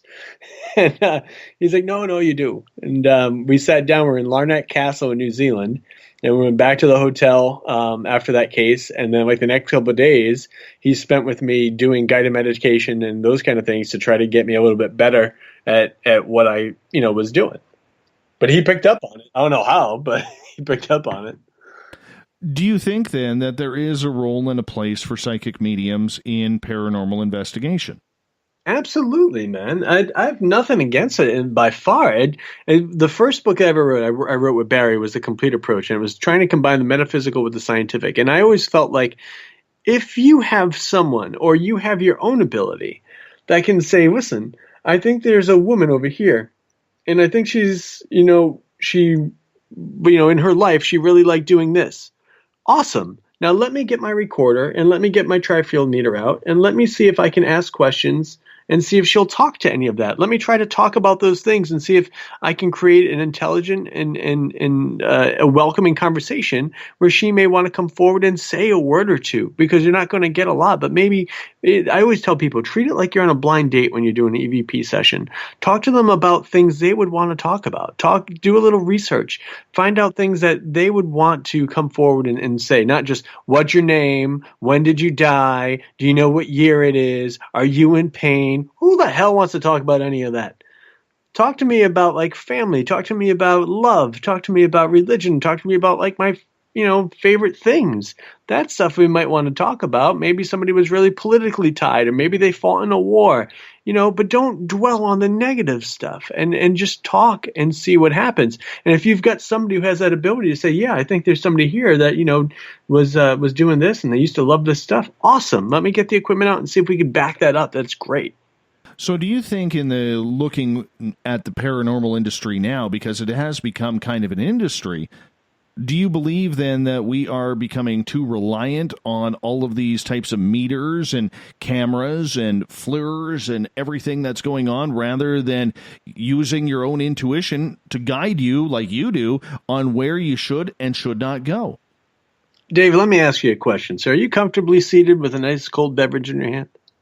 Yes. Okay, good, because here we go. So I feel that in general, in the way we conduct ourselves in this life and the way we conduct our investigations, we are way too reliant on machinery, on blinking lights and gadgets. I developed a 60-day little motivational program that I put on YouTube called Hey, Got a Minute?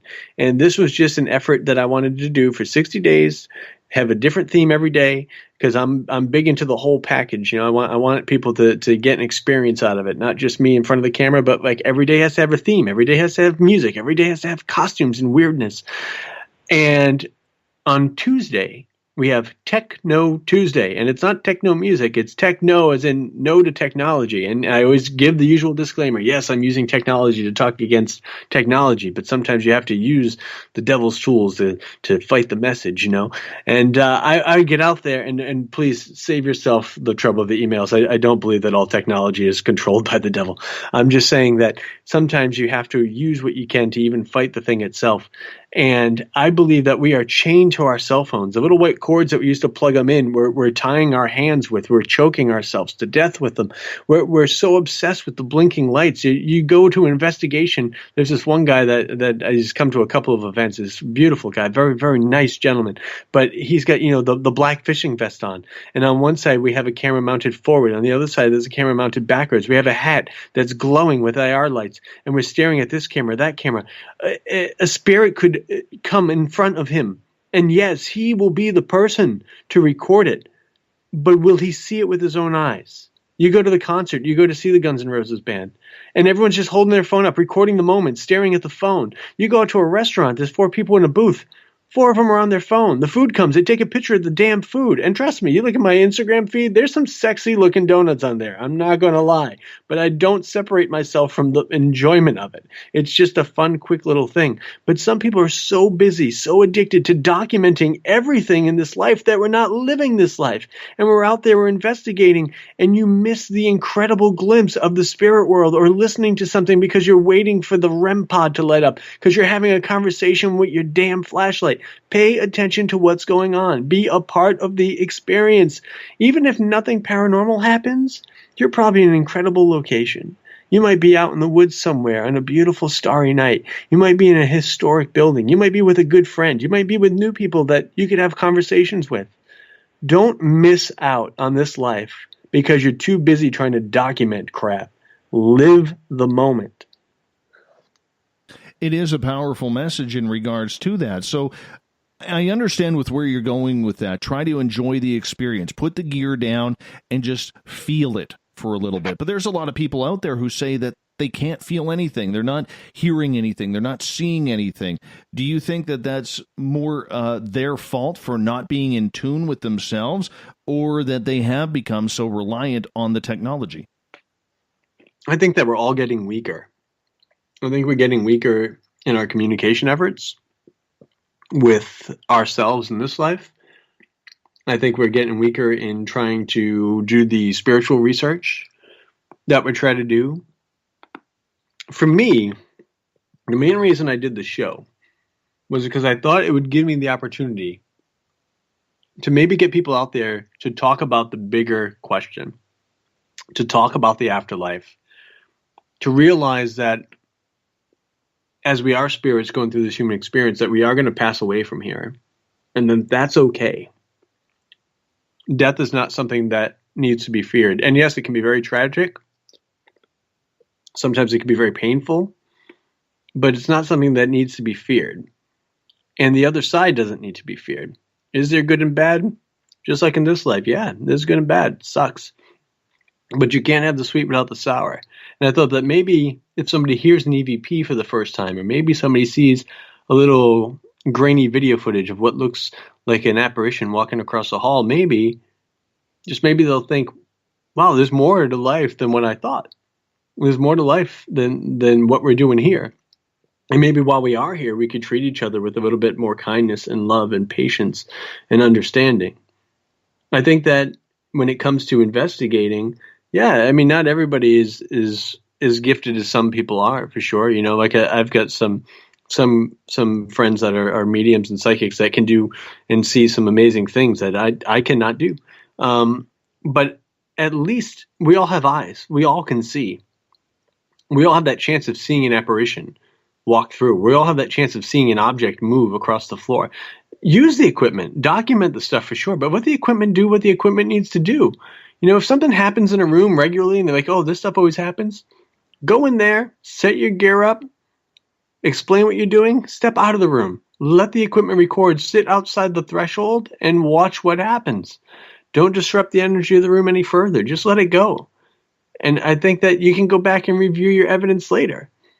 I like a REM pod more than most things because it has that audible portion to it. So I can slide it in a room. I don't need to stare at the lights. Because when it goes off, it's going to make that sound, you know? So I think that's a nice thing. I always think that you need to use more than one piece of equipment if you want to build a case for something being spiritually active, you know, because a couple of red lights flashing does not denote a ghost, quote unquote. I don't even like the term ghost. I'm always just into spirits and stuff. I'm completely fine with using it, but I just feel like a lot of times people come up with like a hokey image of Charlie Brown with this little sheet with all the little holes cut out on it. And I just feel like there's so much more to it than that ghost kind of minimalizes what it is that we are, because we're spirits. We're spirits here. We're spirits there.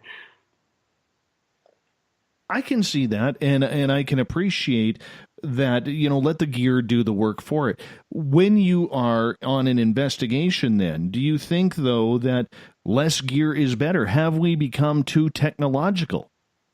Oh, for sure, man. Absolutely. You don't need to cover every room from, here's my laser grid, and then over here I've got this camera, and then I've got that camera, and then I've got this light, and then I've got that light. Like, for the show, like I understood, like they're paying a lot of money for us to go out and do stuff. They wanted to capture and cover every little thing that it could. I had read a book, and it covered some things about physical mediums in South America, and I want to say Brazil in particular. And one of the things that it had mentioned was the use of low-level red lighting. And they said this was the lighting that was conducive for spirits to manifest. And I had read somewhere else that they thought IR light was somehow harmful to the spirits. And I couldn't figure out harmful, because it's like, how could light from this world be affecting spirits in the other world? And then I started to realize when we're filming, if I have a camera with an IR thing on it and you have one, and we film each other, it looks like you're staring into a lighthouse. That light is very bright. So maybe they're perceiving the light different. And then I started looking at all the DVR footage we had of these figures. They lean in, looking at the camera with the bright light, and as soon as they see it, they move away. They back away from the light. They're staying far from the light. So I talked to a friend of mine up in Massachusetts about this, a Native American fellow, really nice guy. And he does a lot of spiritual communication for the members of his tribe. And he told me, he confirmed, he said, yeah, he said, in my methods, I always use, low red lights. He said, it's the best way. And so I brought that back to Barry. I said, Barry, we gotta start like taping down some of these IR lights. We're flooding the field with IR. And the spirit world is active day or night. There's always something going on. But we need to film. We need to still see things. So how are we going to see it if we don't have IR? So then we decided what we're going to do is, okay, we'll have the big DVR camera that you need, but we would go through and gaff tape off all the lights as much as we could.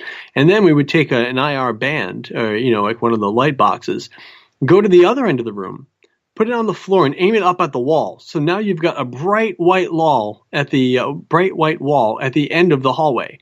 And then in the middle on the floor, we took little lanterns that we wrap with like a red gel and made red light paths on the floor. So now you've got that point of contrast. So if something walks between the camera that has very, very low IR, that's not illuminating and flooding the field, and you've got this big red pathway, and then you've got this bright, bright white wall, but the light is contained to that wall, you'll see something that walks in front of that without interrupting it.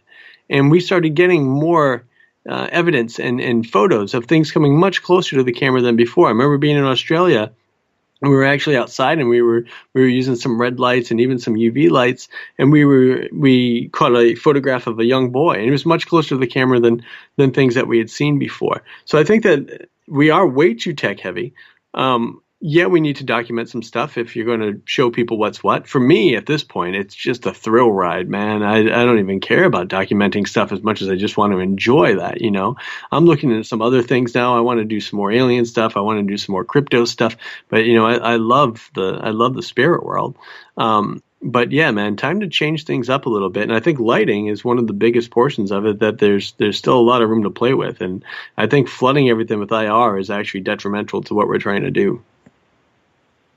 With the advancements of technology, do you think there is a lot of gear out there that is just an absolute complete waste of money for people, that they are wasting their hard-earned money on? Because let's face it, the majority of people who are ghost hunting out there, they're not millionaires, they're not multi-thousandaires, okay? They're getting by paycheck to paycheck, but somehow, some way, they feel they need to have that $1,500 camera or that very expensive couple $1,000 piece of gear in order to make their investigations go a little bit more proper and scientific in their mind.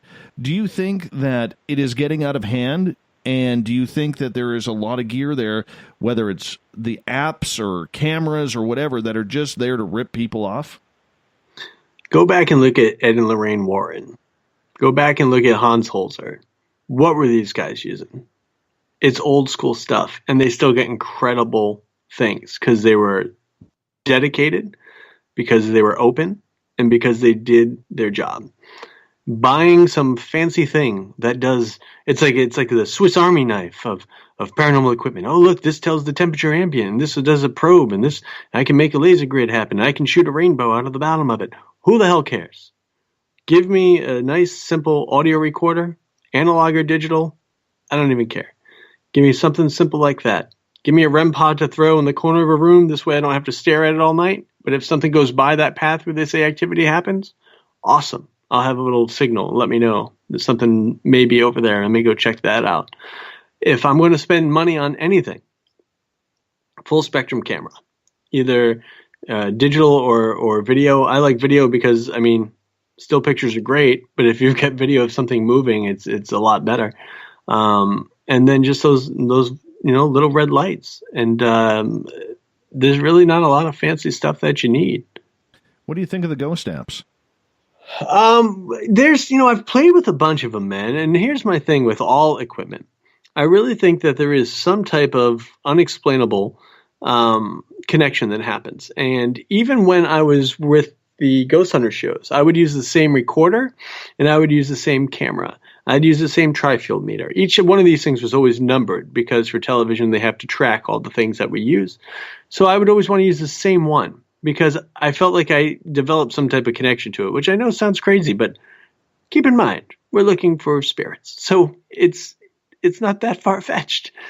And so I would always want to use the same stuff. I have an old, Radio Shack hack box that in the beginning I couldn't get anything with. It was just radio station gaga.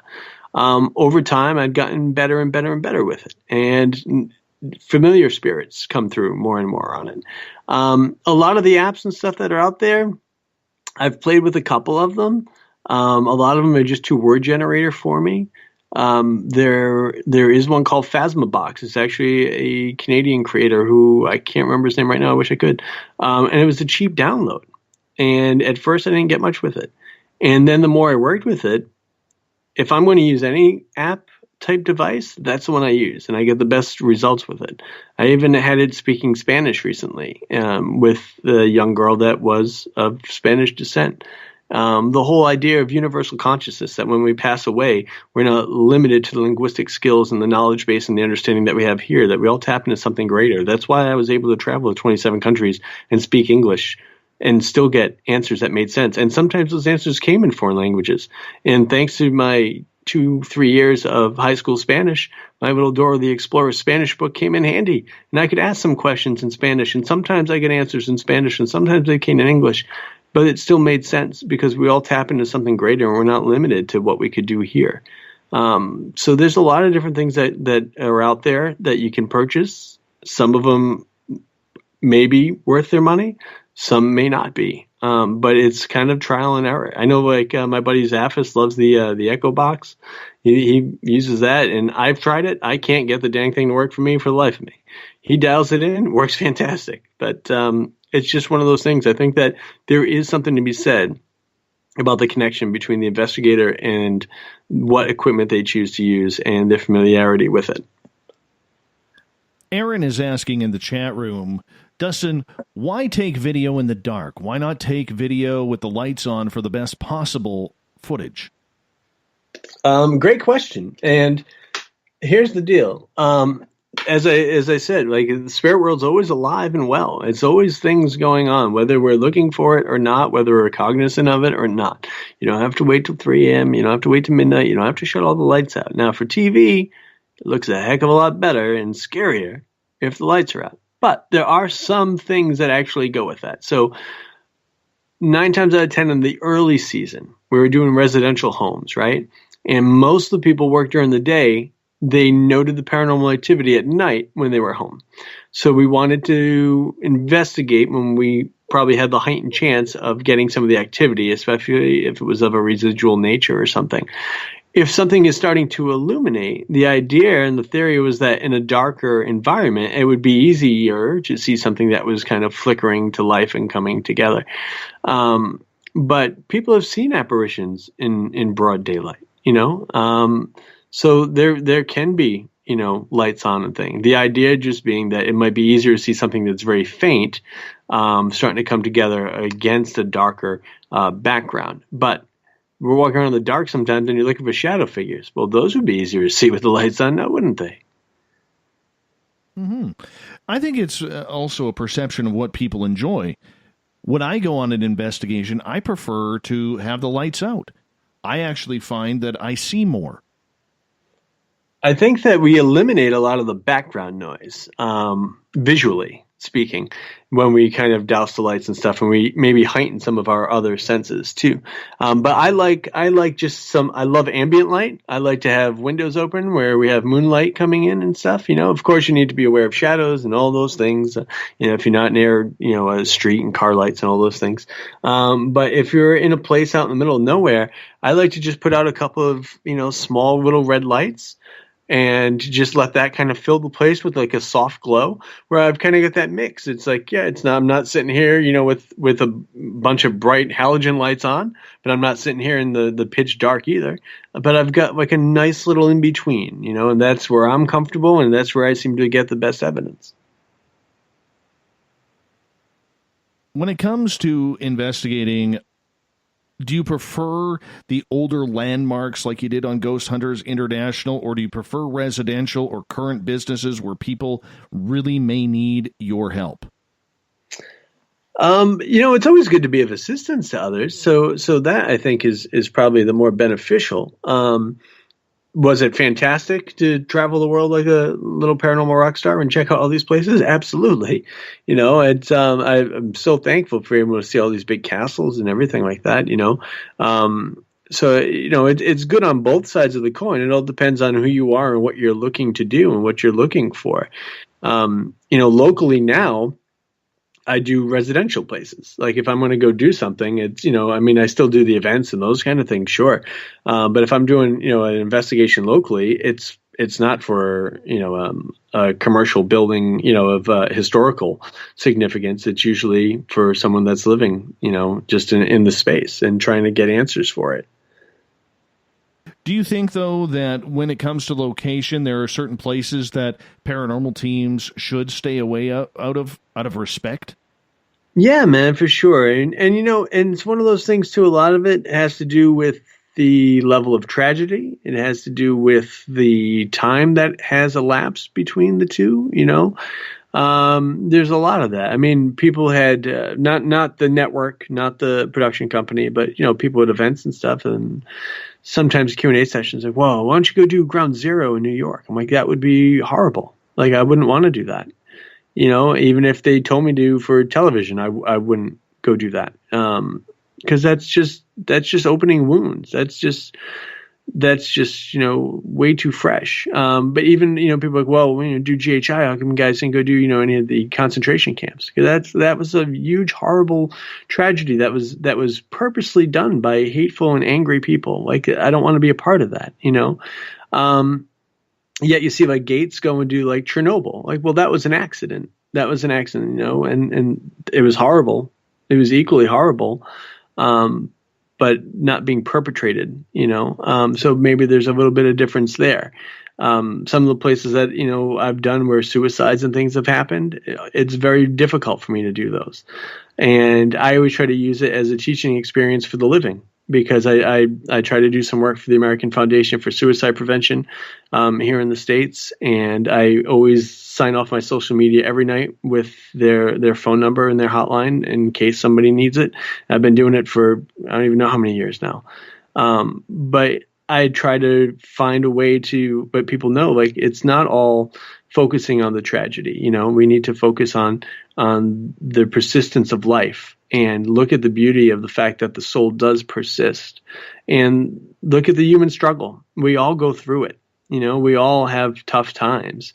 I think the trick to it is getting through the night.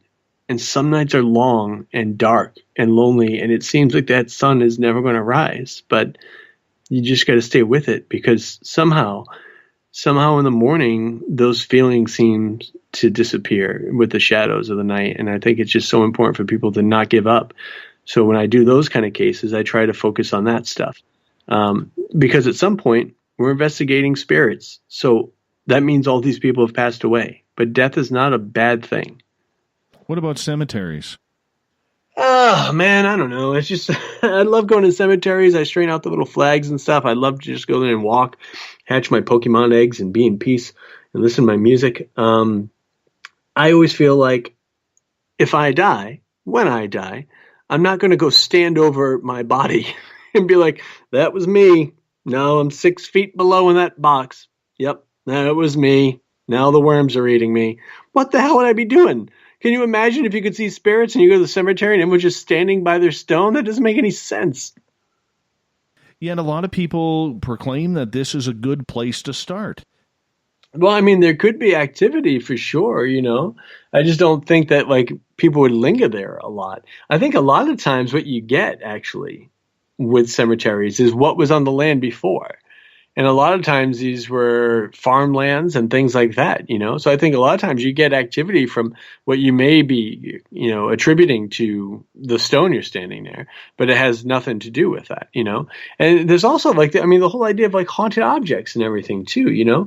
I think it was, I think Greg Newkirk I think he said it best of the whole thing of it, like pictured almost like Harry Potter, like a port key. He may not have used Harry Potter, but like, a haunted object.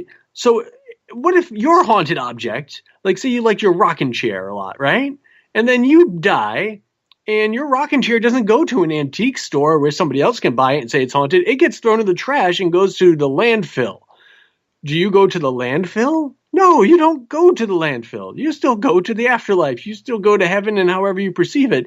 But if there is something of yours, perhaps that is in a place, maybe you can kind of check in that area. I think the majority of activity that we actually see aren't spirits that are quote unquote trapped, because I don't believe that anyone is truly trapped. I don't think a loving deity, a God, however you perceive him, her, it at all, would ever lock the door and say, no, this is not for you. I think that we're allowed to check in. I think that heaven isn't as far away as people think it is. A lot of top mediums and psychics would say that, you know, it's only a couple of feet off from here, you know, and I think that is true. And I think that a loving God would allow for us to check in. And checking on people that we love that are still here. You probably don't want to stay around and watch all the time because you can't really do much to affect change, and it's probably frustrating and it's not your time. But time is different for the afterlife as well. I mean, that's one of the things that I think that we fail to realize, you know. But I don't think you hang around haunted objects too much. I think that maybe you can, but I don't think you're tethered to it. See, that was my dilemma. Earlier this week, when I was talking about Bazooka Joe, him and I went out, and when we were out in our Bigfoot area, we went and actually found a plane crash that happened 53 years ago this year, or this month. And, you know, obviously there's no bodies left up there that we know of. But the main thing was, it was kind of eerie because here we are, we're walking around. He has a K2 meter, I have a K2 meter. We're walking around, and there is no cell phone service. There is no electrical anywhere in that area, and here we were picking up signal. Now, granted, it could have been from our cell phones, you know, still trying to, you know, ping a tower or something along those lines, but it was kind of weird, and it was kind of eerie. And then in this completely different section, there were these old beer cans from a company called White Rock Brewing in British Columbia. Never even knew it existed. But they were so old, you know, you remember the cans that you actually had to use that sharp, pointy end of the can opener to actually crack open so you could drink? Like, this is what they were. And there was some nice patina on it. And I so wanted to take one. I so wanted to take one from that area, but I didn't. And I felt flummoxed because here this would look great in the office, but it happened during tragedy, in a tragic place where 51 people lost their lives in the middle of a forest where there were no roads at that time, so they had to cut roads in. Nobody, you know, who knows if somebody was waiting there, you know, for a rescue operation before something happened. You know, and they passed away, you know, not knowing if they were ever going to be rescued. And I ended up leaving the cans. Well, at least the one can. But nonetheless, if you take something from there, does that automatically mean that you've done something bad or to disrupt or brought bad karma or juju or whatever you want to call it on yourself on bringing a souvenir from something which could be potentially a haunted location, number one, but a tragic location? Well, I mean, I think there's a difference between, you know, a soda can and like the unfortunate times where I remember being in the catacombs in Paris where people try to take the bones out, you know. they literally have someone there at the exit, and they pat you down before you leave. And I asked the woman, what's this for? And she gestured to this pile of bones behind her. And I was like, oh my God, that is awful. So there's a difference, obviously, between the sacredness of certain objects. So, perhaps in the case of the soda can, I don't think it would be horrible to remove it. I don't think it would mean that it would be any paranormal activity attached to it. We had a place here in Rhode Island called the Lad School. It was an old hospital. At one time, it was a very tiny little school where when people didn't understand a lot about mental illness, they would drop off children that they just didn't know how to handle. And this grew and grew, and then people became older, and the children grew up, and more people got dropped off, and they made more and more buildings. And when I was in high school, and this is very serious, I do say this with all seriousness, don't go to places you're not invited to go investigate. Don't break into abandoned buildings and things like that. And I know I'm very honest, like that's how I started for sure. But I had no one to tell me not to do those things. I didn't tell my parents what I was doing. And they sure would have told me, but there was no paranormal TV that I was watching where there was people doing interviews that I could listen to say, hey, don't go to those places because they're not safe. And people get hurt there, and you step on things that you can cut yourself in, and you can really get hurt. You could fall through things. People usually die. Every year around Halloween time, people break into places to try to check them out, and the floors are not stable, and the stairwells are not stable. Don't go to places you shouldn't be. Lad School was one of those places, and I was there one night, and I was walking around in one of the hospital type areas, and way before HIPAA compliance and stuff. When they shut down the place, all the patient charts, everything were still right there in the nurses' station. And I have in my basement, because remember I worked in the medical field, still do. I have in my basement 2 glass syringes. Obviously, no needles; those are always separate. But 2 glass syringes still in cellophane wrapped boxes, individual 10 ml, 15 ml syringes. And I was like, wow, like these are amazing, and there's no attachment to them or anything. They were stock, they were supply, and there's no desecration or anything. They've since knocked down all those buildings and stuff. But man, that was one of my stomping grounds when I was a kid, get my feet wet and doing this stuff. I have a couple questions from the audience here. Trip is asking you, what is your most memorable location to investigate? Oh, man, it's Leap Castle is the easy answer in Ireland because something knocked me down to the ground in Leap Castle. So that was my biggest experience. But for me personally, St. Augustine Lighthouse down in Florida, it was the first time I had seen a full body apparition since the shadow figure I saw when I was a kid that got me started on this. So St. Augustine Lighthouse will always be a very special place. Dracula's Castle over in Romania, I remember being a kid and reading about it and then seeing it on like haunted places shows. I'm like, wow, I want to scale those stairs and go up there and investigate. And nothing happened when we were there. Like I think we get like a hissy rasp of a EVP.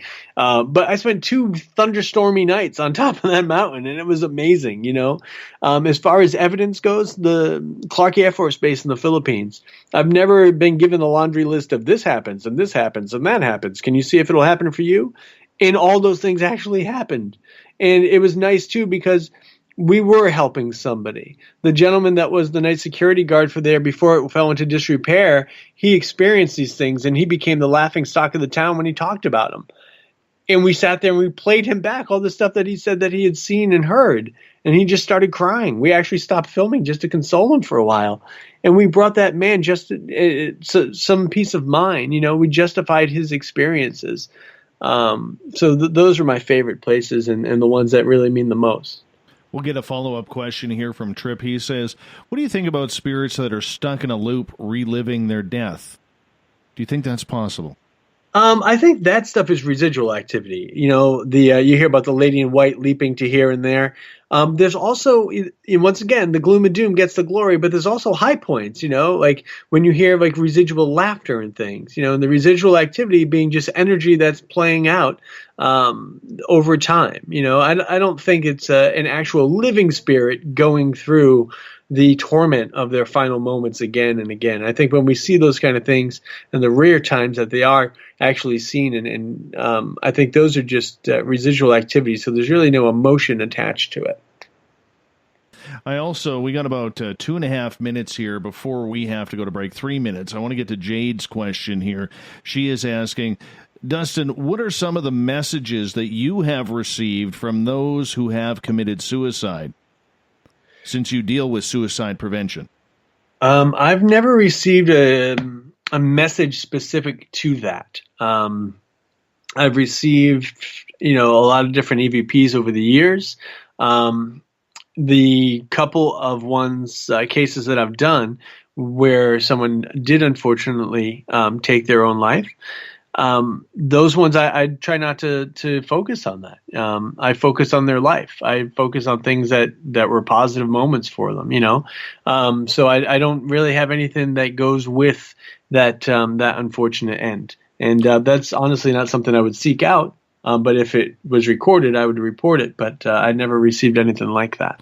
What about, I'll add to this question for her, and maybe this is the way she was meaning by it. What about people, because you do work with suicide prevention, you're very proud to do that. What about people who have heard you speak, and decided not to do the deed?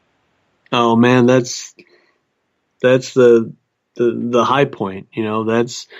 I had a woman that came to an event I did last year, and she came in. I just happened to see her come through the door. I didn't know who she was. I just happened to see this woman come in, and she walked right up to my table and said, I just came here to tell you that however many months ago it was, you wrote to me and you gave me hope and you gave me a reason not to take my life. And I just wanted to thank you. And she gave me a hug and then left. And I'm thankful to say that she's not the only one I've had that interaction with, but she's the one that really stands out the most because she wasn't there for any of the paranormal stuff. She just came for that. And all of us have that opportunity and ability to give each other hope. You don't need a TV show. You don't need any of that. You just need to be willing to listen, to put down the technology, and to have a conversation with people. Very brave. I'm someone who suffers from depression and anxiety. And I've had a number of people come on this show, or even listeners say, why do you talk so proudly about it? Because if you don't talk about it, it doesn't really exist. And why should we be ashamed about talking about some things like that? And I think that's really great that you're doing that. I think it's really impressive, my friend. It's really impressive because the only way we can help cure some of these is if we just deal with it, talk about it. There's nothing scary about it. Nothing scary at all. We're all in this together, man. We all are subject to the same emotions. By the way, I sent you some photos on Skype here from the museum that I do a ghost tour at. And a couple members of my audience, and we're going to go to break here. A couple of my members of my audience want you to take a look at the barn one. The barn is, let me just pull it up here. It's the first one that I sent you. Oh, okay. All right. And they want to know your thoughts on that. So we will be back with more Dustin Pari right after this on Spaced Out Radio, going into the final break of the night. Dustin is here for another 30 minutes. Then Faux News Fridays with Everett Themer right after that. Are you tired of being blocked, shadow banned, or placed in jail for simply posting your thoughts on social media? Social Media Freedom can take care of that for you. Social Media Freedom is the newest and one of the best free new apps that allows you the freedom to post what you want, when you want. It takes seconds to download from your app store. Come join the tribe at Social Media Freedom. It's time to set yourself free. The first annual Caribou Paracon is happening September 28th to 30th in the 108 Mile Ranch, British Columbia. Brought to you by the Canadian Society of Questers and Spaced Out Radio. Come listen to our featured speaker, Grant Cameron, along with Elizabeth Anglin, Paisley Town, Mike Moran, Eric Cooper, and more. It's a 3-day supernatural adventure at the Spruce Hills Resort and Spa. Tickets for the weekend are $150 Canadian. The Caribou Paracon, celebrating everything paranormal. A timepiece is a reflection of who you are, and what better way to show off the real you than with an Escape watch? Escape is a lifestyle brand accessorizing your days and nights. Choose to escape and create the life of discovery that you deserve. Dream, play, unite with your own personalized Escape watch. Head to escapewatches.com. There is no time like the present to enjoy your escape. Use promo code SMF2017 for your 20% discount today. Looking for a place to advertise at a very reasonable cost? Look no further than Spaced Out Radio. SpacedOutRadio.com has an advertising tab that you can click to check out our daily, weekly, and monthly packages to play on the radio, or our website including social media. From commercial spots to banners, we have it all. Check out our competitive pricing today. Find yourself constantly looking up in the sky, looking for answers? Have you had extraterrestrial contact? Are you an abductee? Looking for answers to your experiences? Hi there, I'm R. Keith Andrews, Spaced Out Radio's resident ET expert. Join me live the first Friday of every month where I take questions from the Spaced Out Radio chat room and help you understand those from the far-off world. It's 2 hours of knowledge every experiencer should listen to. Hope to see you there. Are you intrigued by Paranormal Talk Radio? You'll love the new Paranormal Radio app from TalkStream Live. You'll find a great selection of talk shows covering UFOs, ghosts, strange phenomena, and much more. Download the Paranormal Radio app now and start listening to the very best in paranormal talk entertainment, including the network you're listening to right now, the Paranormal Radio app, free in Google Play and the iOS App Store. The Call of the Wild is in Vancouver. The Moose Vancouver is one of the hottest bars and restaurants in the city. Open until 2 a.m. nightly, the Moose will rock you like a hurricane all night long. Great food with everything on the menu at $6.95 near the corner of Nelson and Granville. Get your horns up and come rock with us. The Moose Vancouver, the official rocking bar of Spaced Out Radio. Are you an experiencer? Have you had run-ins with strange creatures you can't explain? ETs, Dogman, Bigfoot, werewolves? They're enough to scare the daylights out of anyone. Hi there, I'm Butch Witkowski from your Cop. And on the last Monday of every month, you can listen to me and the host, Dave Scott, talk about the weird and the strange being reported on Spaced Out Radio. I'm going to bring my investigations and sources, you bring your experiences, and we'll figure out the rest together. Strange Days on Spaced Out Radio. Come tune us in at spacedoutradio.com.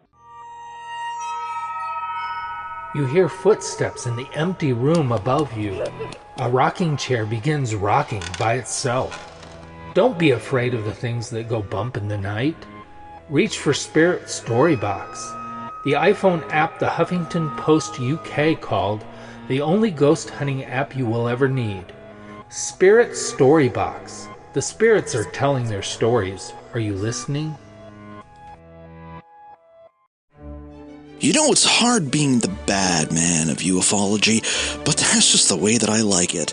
This is Chris George Zuger, and I'll be hanging out with Dave Scott and SOR scientist Chris Cogswell for Reality Paranormal, the second Wednesday of every month. And our job is to break it down and come to conclusions as to what is really going on in the supernatural world. I'd love for you to join us and bring your questions for us to investigate right here on Spaced Out Radio. Visit purpleplates.com today. For over 40 years, the Purple Energy Plates have been delivering amazing results for their many customers.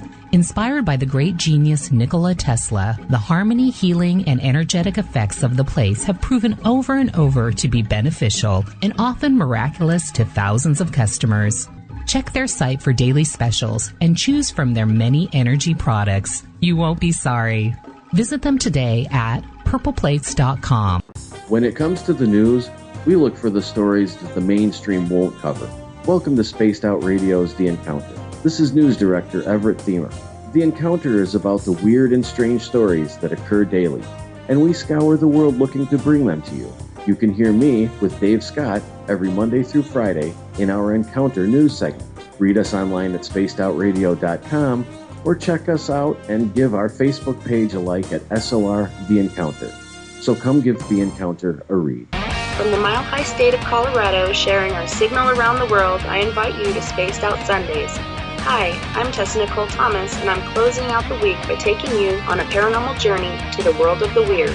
Ghosts, aliens, psychic phenomena, I will hit it all in your questions too. So let us highlight the paranormal for you.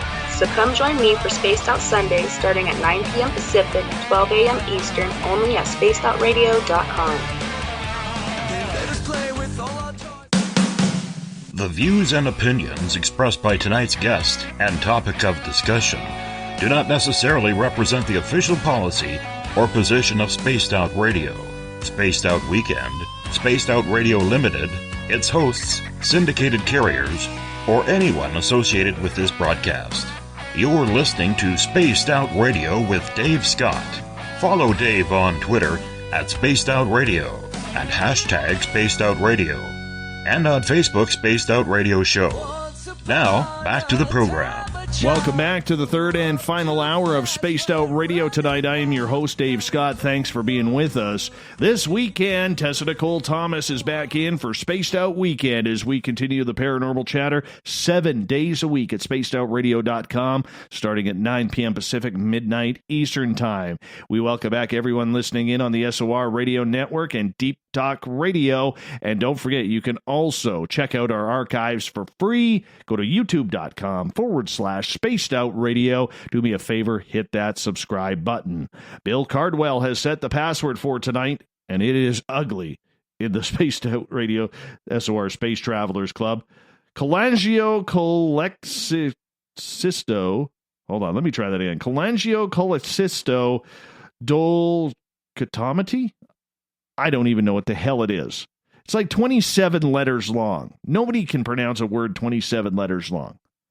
But Bill sets a password each and every night. I'm just giving up. I'm just giving up on the password. Our website, spacedoutradio.com, where we have a plethora of features for you. You can rock out to Bumblefoot, shop at our Spaced Out Radio store, read up on the Encounter online, and so much more. Dustin Pari is our guest tonight on Spaced Out Radio. His website, dustinpari.com. He is a paranormal investigator, television reality star from Ghost Hunters, motivator, lecturer, researcher, author, a man of many hats. Dustin, welcome back. Good to be back, my friend. I'm glad you're keeping me up tonight, man, but I'm enjoying the heck out of it. I don't usually stay up this late. I'm here every night, man. I'm here every night. I flipped my schedule. It screwed me right up. Hey, right during the break, I sent you a photo, because a lot of our listeners have been following the progress of my paranormal tour that I do here at the museum, and they're always interested in getting people's opinions on what you think of the barn photo of the gentleman standing on the stairs. Now, I sent you that, and you're like, let's talk about this on the air. So, thanks, Trip, for referencing the photo. So we are going to go to that right now. Dustin, what do you think of that photo? That's an absolute fake. Yes. No. Yes. Awesome. It's interesting, man. It really is interesting. It's always tough looking at photos if you're not there when it's taken, but looking at it, it is creepy as all get out, man. It looks just like a gentleman, a not happy looking gentleman, ascending that staircase.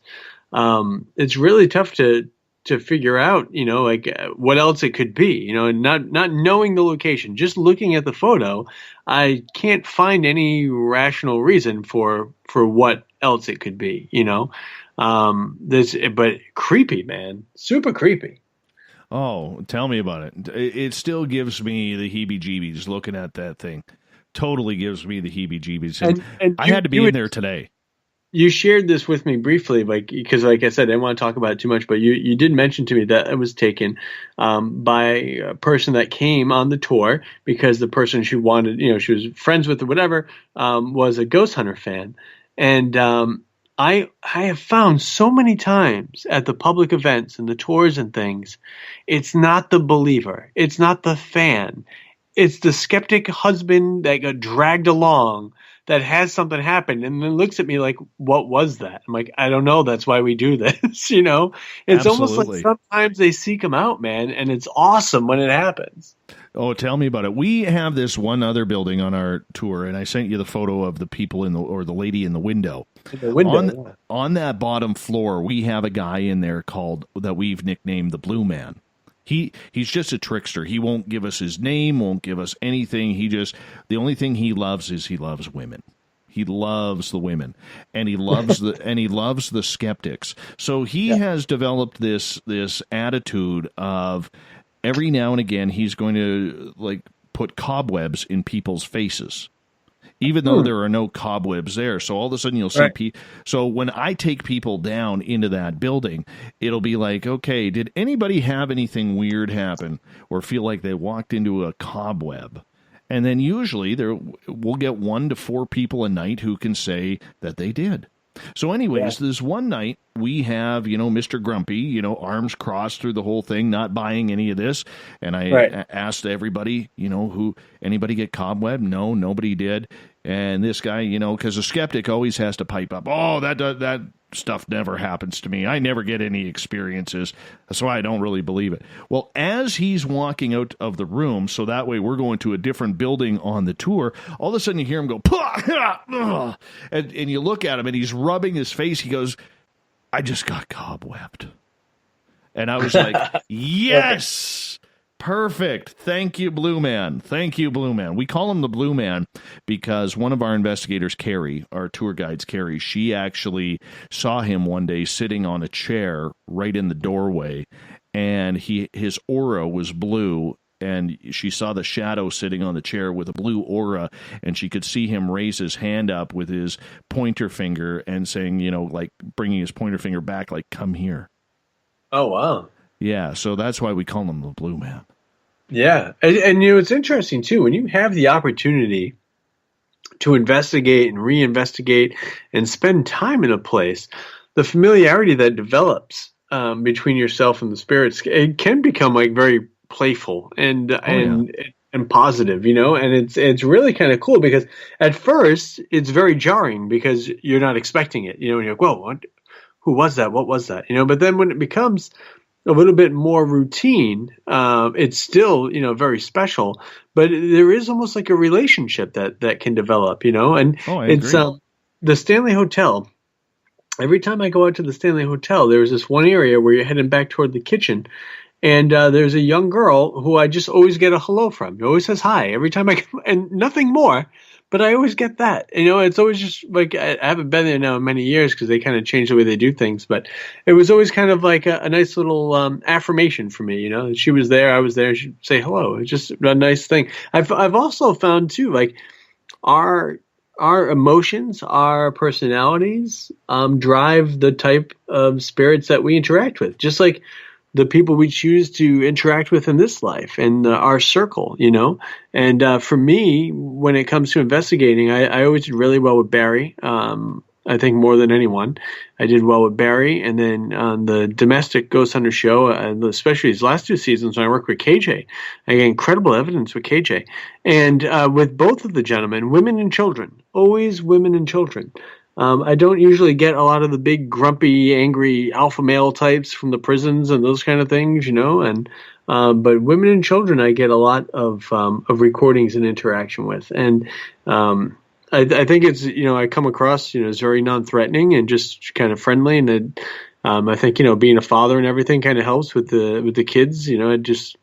KJ and I, they never really showed it on the show, but we would sit around and just tell like stupid dad jokes and stuff. If they were supposedly like a spirit of a child, like we'd just sit there and like crack ourselves up with stupid little dad jokes that we tell our kids, and kind of just create a welcoming and warming environment for them to try to come forward and be a part of.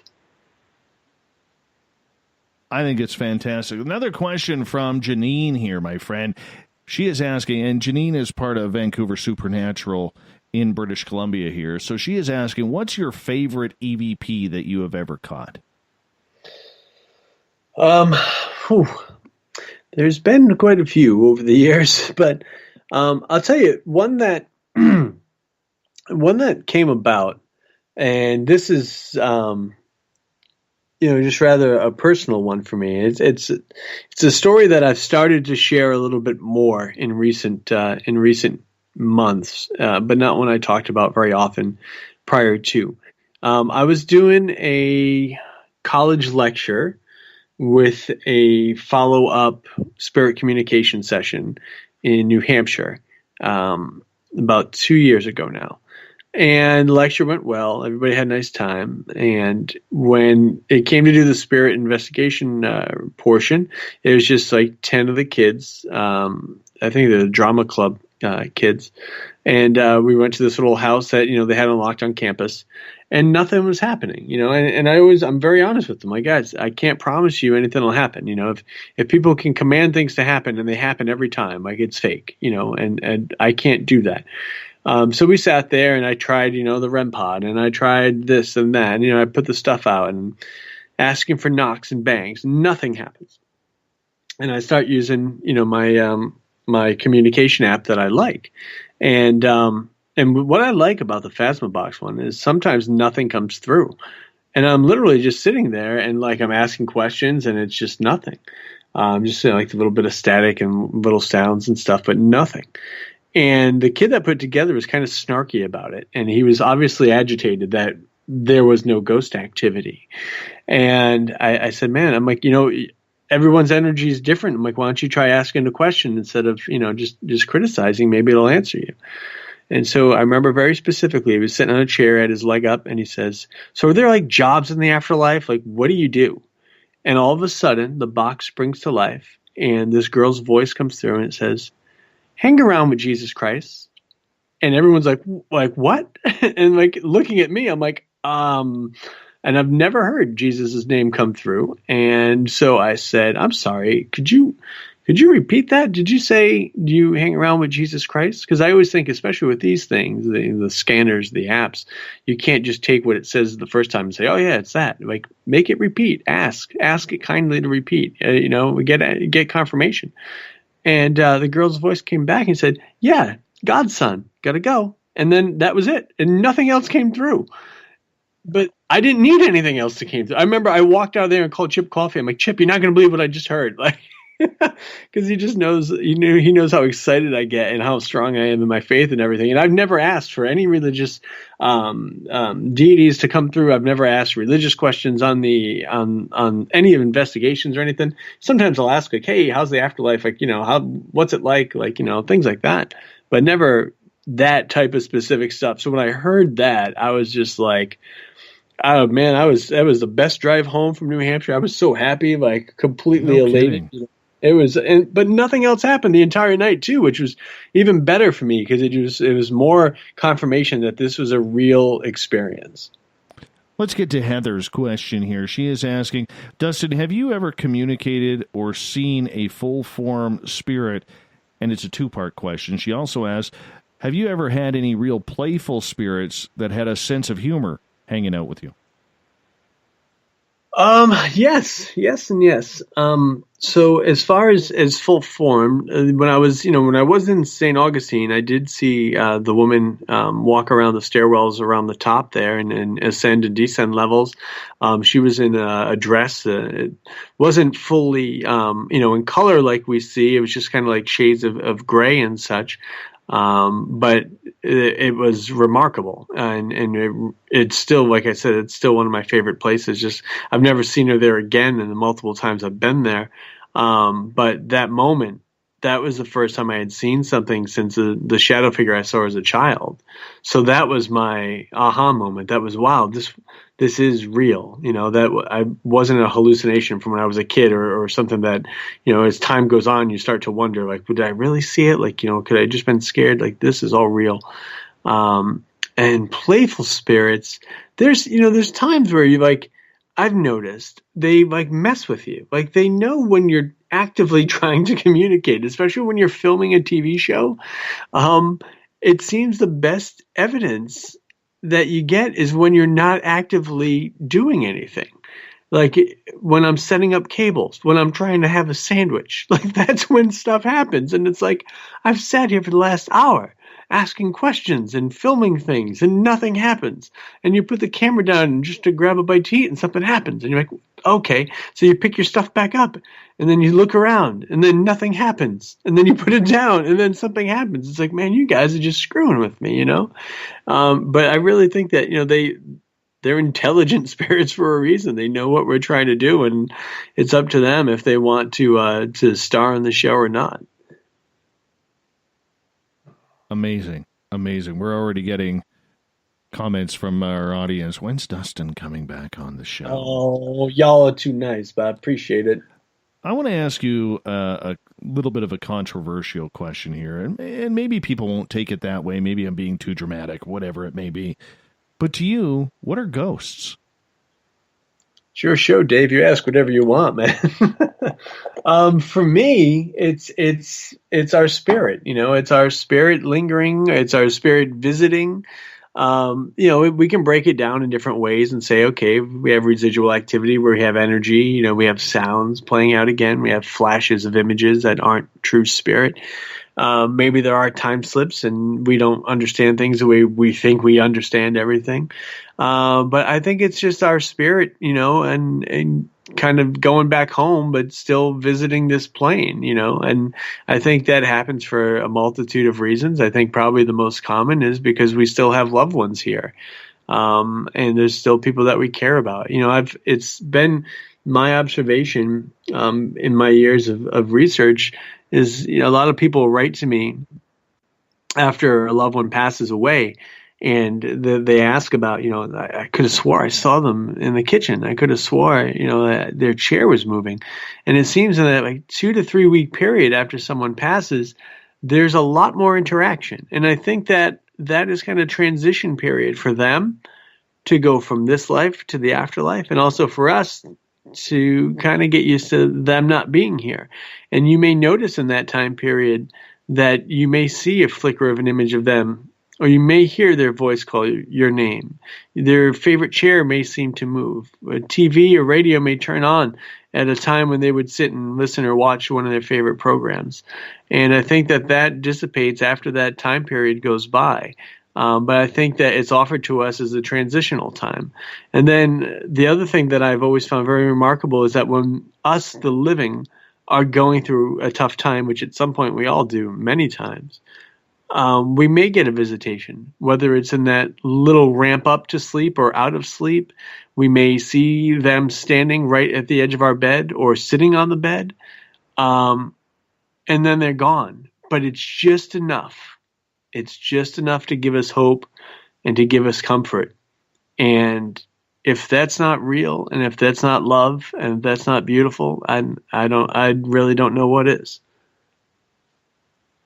I think that is. I mean, so many people have so many different definitions for what it is on the other side. You know, whether or not there is a heaven or anything along those lines. Do you think that maybe, just maybe, these spirits that we are in communication with are on heaven, and heaven could actually be a foot or two off the ground? Yeah, man, absolutely. That's, you know, like I kind of mentioned earlier, like some of the larger well-known mediums will say that, I think they said like specifically like 3 feet or something away or whatever. I feel like it could be like a dimensional thing, but the perception of it may not be as far away as we think. And so like to tie this kind of back into where we started, and once again, not trying to baptize anybody, as long as you're living your life in a positive way and being kind and loving, bless you. Whatever deity of your choice, bless you. That's cool with me. But for me, for my Christian understanding, one of the things I always thought was interesting were the books that were considered gospels until politics got involved, and then we said, well, no, this can't be in this is not God's word anymore. Just this is God's word, because this works with our agenda. As long as we change this line and that line, highlight this, cross that out, we're cool. And some of the gospels get thrown away, you know, especially with the alien stuff. You hear about Enoch and everything all the time, which to me is amazing, and talking about the shape of the world and all this stuff that they didn't have knowledge of.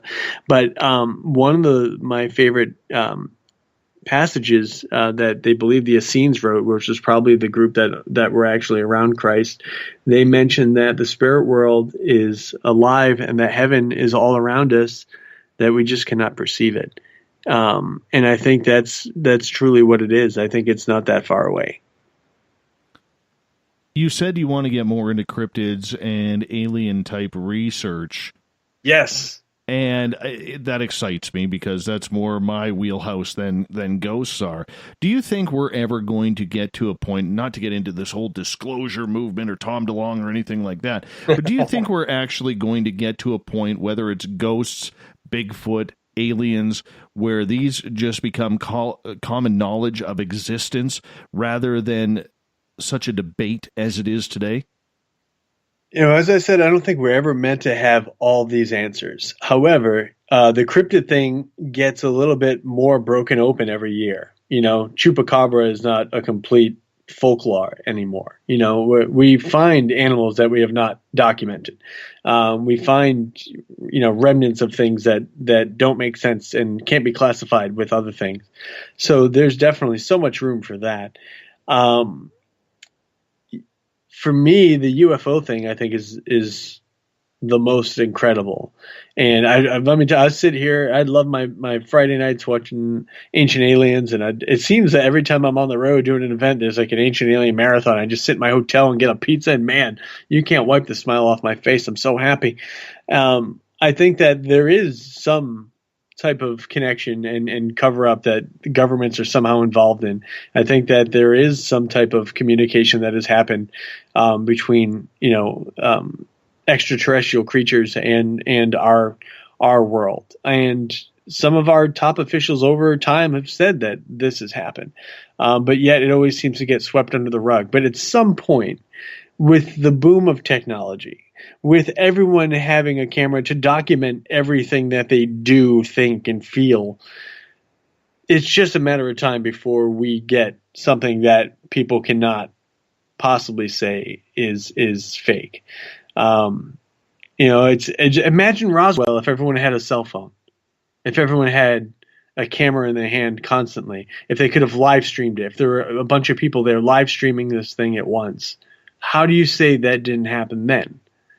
And it's just a matter of time before something like that happens again, and we're more prepared for it now. And yeah, there'll always be skeptics, and that's good. I love a good skeptic. I love everybody. I don't want everybody saying everything is absolutely real and absolutely gospel. That's a horrible way to go about life, and that's a crazy, crazy world I don't want to be a part of. There should be challenges, there should be questions, and we should look into these things. But I think it's a matter of time with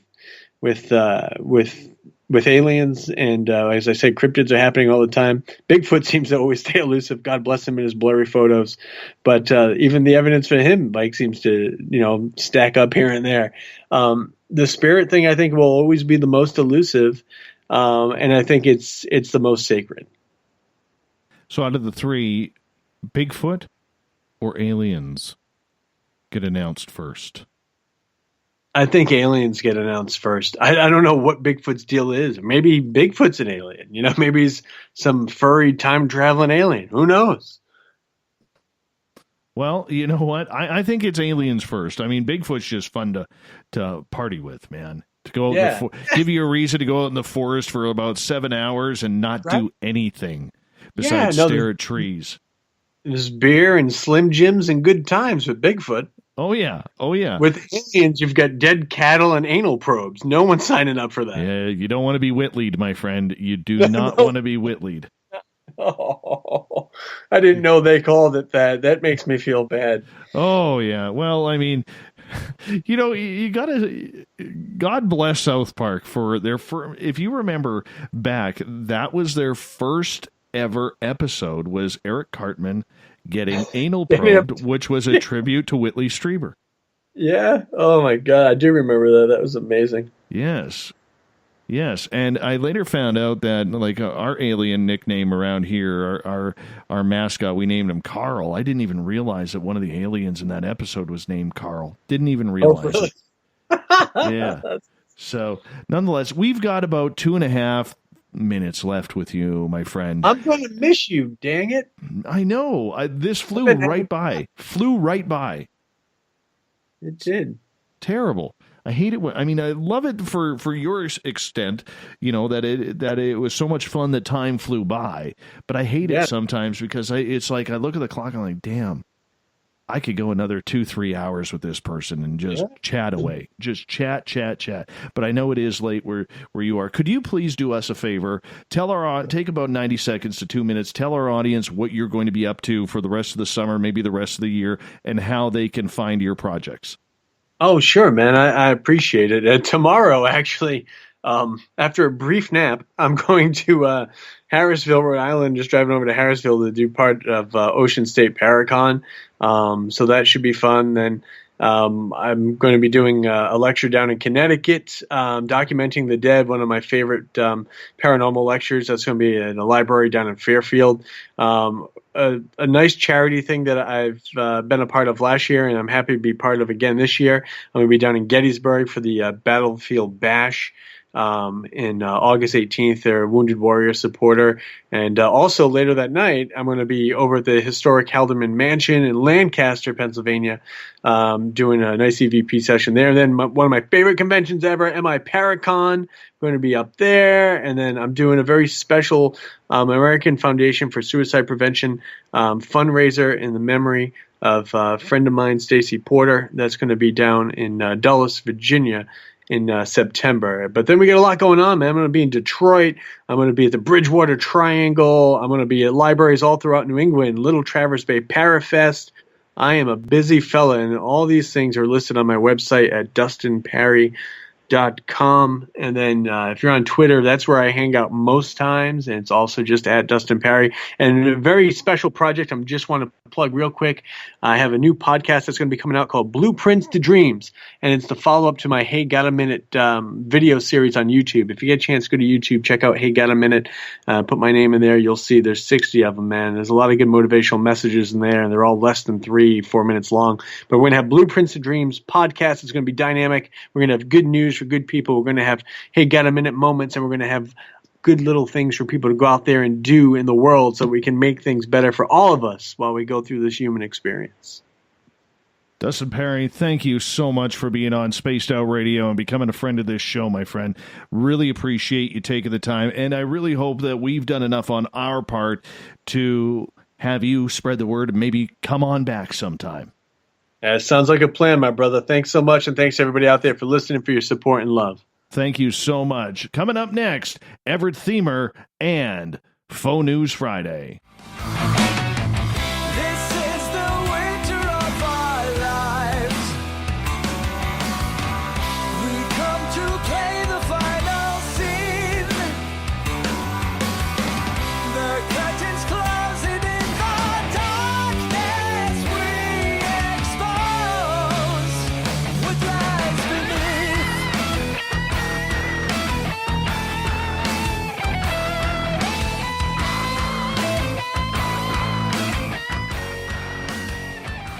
Every Friday, when we do the encounter, we have a little segment that we do here that we call Faux News Friday. We bring in our news director, Everett Themer, to come in and educate all of us about the fake news that is out there. The only way we can rid society of this vermin that we call fake news is by showing you how silly and stupid it can be. So we bring you Faux News Friday with Everett Themer from The Encounter. Everett, welcome back into the show. How you doing, my friend, on the end of another week? I'm doing great. So it's Faux News Friday, huh? Faux News Friday. Faux News Friday. Already. This might be on. What do you got for us, man? What do you got for us? I'm excited about this one because these guys are going to be in the Chicago area tomorrow. But Def Leppard announced today that they replaced Rick Allen, their drummer, probably most famous for surviving a car accident and losing an arm and returning to the band to continue to play drums for 25 years. Well, they've replaced him with a one-armed Mexican itinerant worker. Oh, no. Why does this even happen?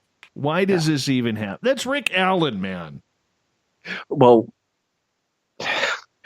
lead singer Joe Elliott said in a statement, we love Rick, and he will always be a brother and a fantastic one-armed drummer. But the fact is, Carlos is just as good and is willing to play for $7 an hour.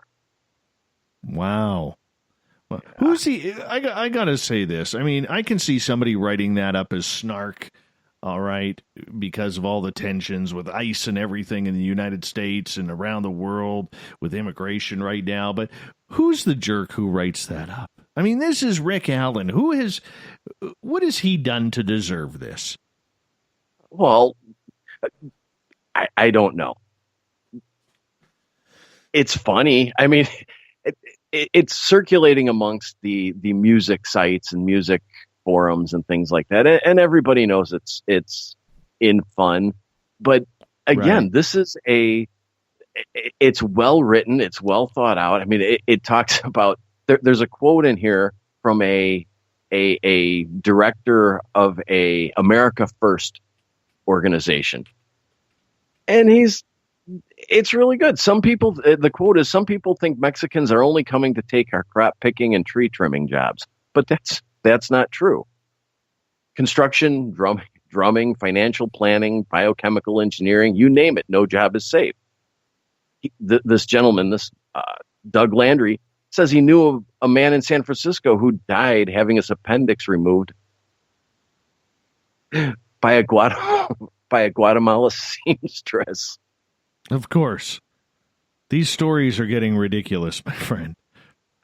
The sad thing is that people, for a little while, people thought that Rick Allen had been replaced. I mean, they're in the middle of or the start of a tour now. In fact, they will be here tomorrow. But this circulated among some of the audio engineering boards and things like that as real news for about 2 hours. Wow. That's impressive. How about checking Def Leppard's website for that news? Is that so hard? You can't trust the internet for news. Or the band's own website. And if you don't trust the band's own website, how about their Facebook page? And if you don't trust that, how about their Twitter page? Instagram? I don't know, but I will admit that I fell for the idea of them replacing him for about 30 seconds.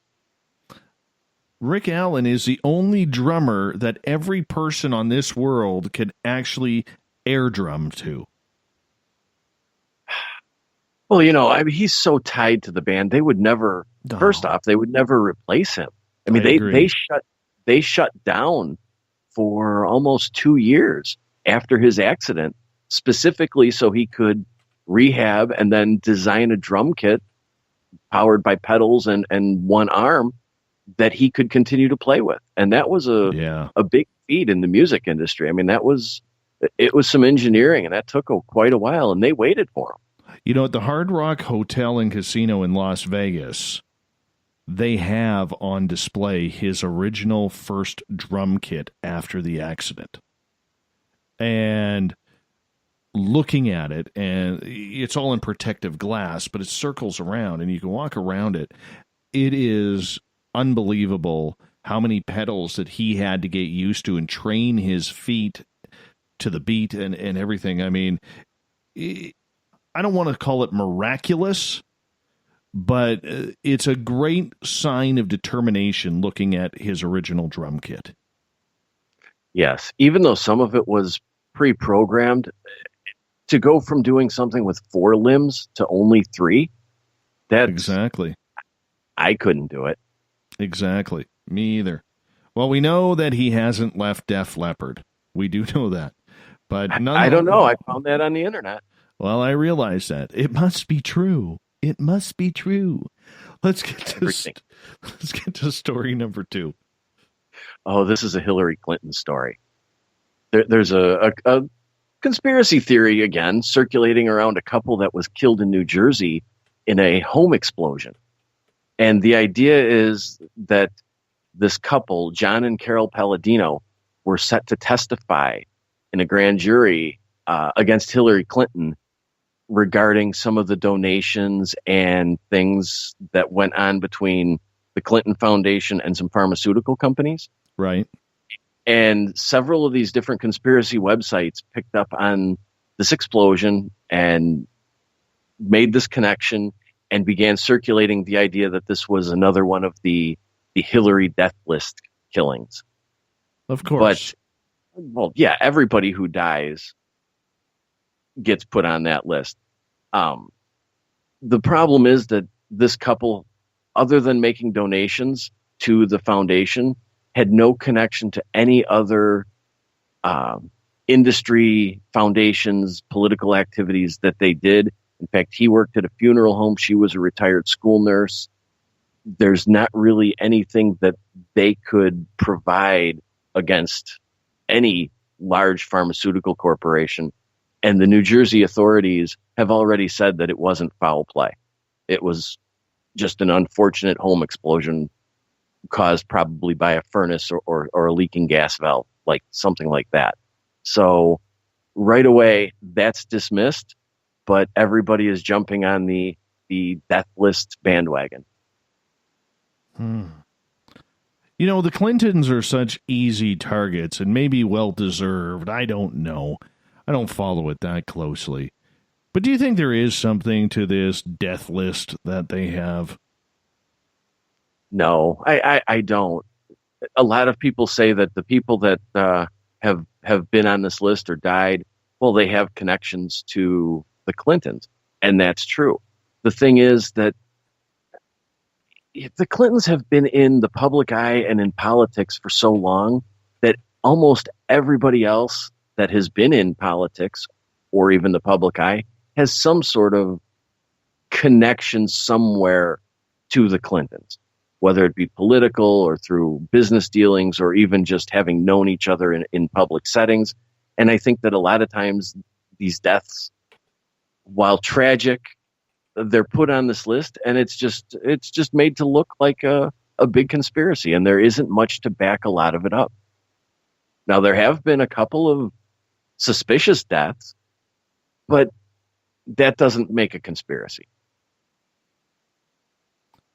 I understand that, but at some point, do you think that the Clintons and the foundation and the death tolls and the riggings of elections will finally catch up to them? Because I think that's what it all leads to, is people are just so sick and tired of Bill and Hillary being everywhere. They're everywhere. That they will just absolutely trounce, punish, pretend on any type of news about these people because it's all believable. Why hasn't Hillary, by the way, got the reptilian treatment the way the Queen has, though? That's what I want to know. She has. I've seen a couple of videos where she transforms into a reptilian. It's certainly not as popular as this theory, but I think, you can't put too many conspiracy theories on one person. That would be unbelievable. That would be crazy. She couldn't be a reptilian and have a death list. So I think that people are running with this one because it's easy. You got the Queen, who's a reptilian, in so many people's eyes. You don't need Hillary, too. I don't know. That whole Clinton thing just freaks me out. There's something really eerie about it. Really eerie about it. I don't know. I mean, maybe I bought into too much of this Faux News Friday stuff with the Clintons. See, it does nothing for me. I'm not. Oh, go ahead. No, you finish. I'm not a huge Clinton fan, either Hillary or Bill. Yeah. I'm sure they're fine people. I'm sure they're the typical politician. But when I see these things, usually it just seems like there are people out there reaching to make this because of their hatred of the Clintons. And I don't buy into that. Well, I mean, you got to realize, too, I mean, these are two people, love them or hate them, that literally got away with election fraud. Well, they've gotten away with a lot of things. Exactly. And maybe that's the reason why people are trying to call them to the carpet with all these fake stories.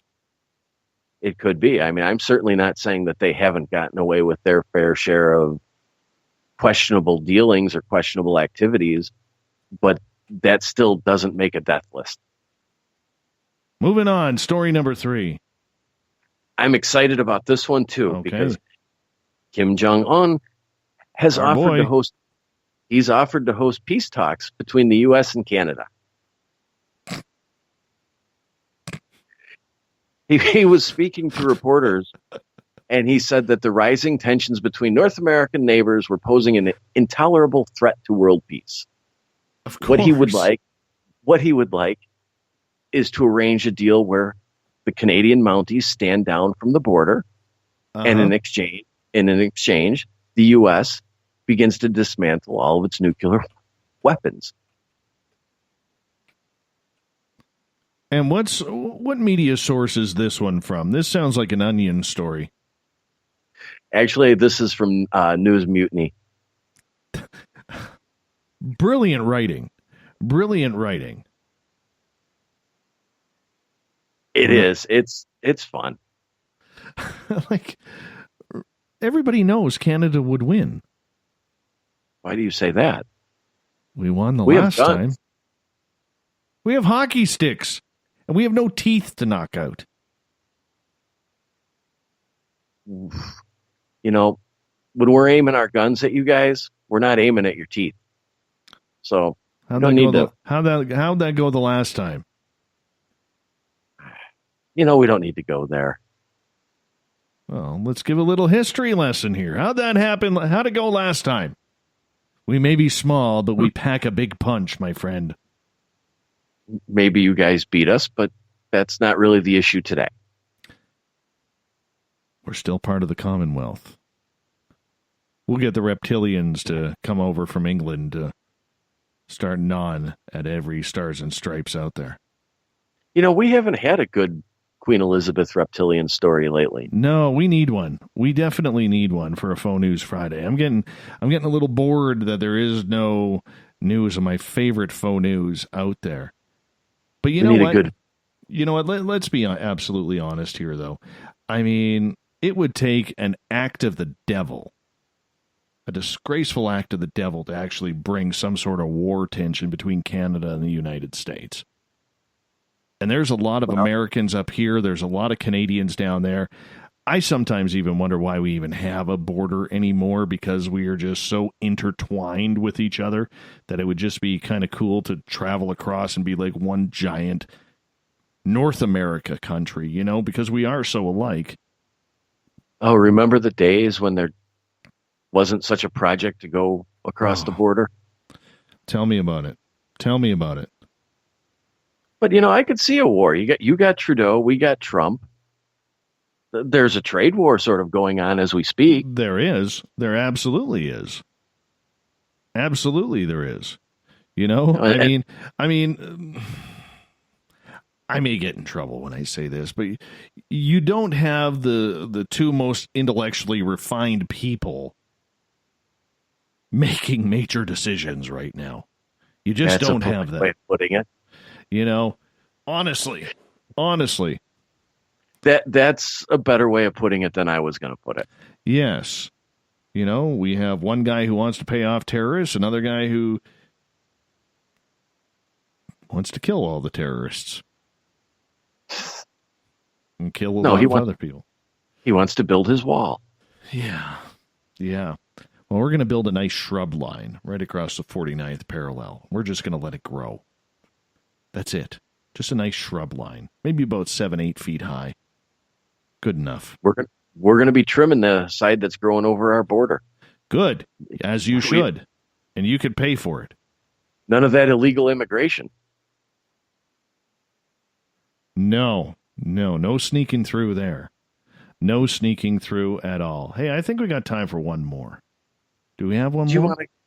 You want to go serious or you want to go funny? Flip a coin. All right. You mentioned The Onion. We'll pull one from The Onion. All right. Perfect. In North Charleston, South Carolina, there is a robot who, in his spare time, is working on some side project. Repeat that. In North Charleston, South Carolina, there is a factory robot who is working on some of its own side projects. It has been mulling over these little side projects for a while, and after the factory shuts down, it tinkers with them. It's developing its own little side projects. It hasn't told any of the other robots or any of the employees there about it yet. He's waiting to surprise them all. But in his off hours, he is developing some new secret systems. Well, that's nice. That's from The Onion. That's from The Onion. Very polite. Very polite. Let's go back to the other one. What's a serious one? This one is from Before It's News, and they are again claiming that the Center for Disease Control and Prevention is a for-profit company with about 50 to 60 patents that are out there on different vaccines, and that is why they are requiring vaccinating children so that they can profit off of the vaccines. And the sad thing is that this has Robert Kennedy Jr., RFK Jr., sort of backing it. I mean, he's apparently a vehement anti-vaxxer. And this is going around that it is not a government agency anymore. It is a for-profit corporation, and it is using the government to force people to be vaccinated or have their children vaccinated. Wow. Dude, we shouldn't be doing that one last. That one should have been first. I don't even know if that's fake news or not. It kind of is. It kind of isn't. It's very serious, and that's why I should have put it first, but I figured we wouldn't get to it, and it's Friday. Yeah, but it's worthy of a discussion, and when you start getting people like Robert Kennedy Jr. involved in these things, and you bring in that whole anti-vax debate, there are very large aspects of this story that are fake. The CDC is not its own private corporation. They do hold some patents, but then again, part of the charter of the CDC is to develop and do medical research.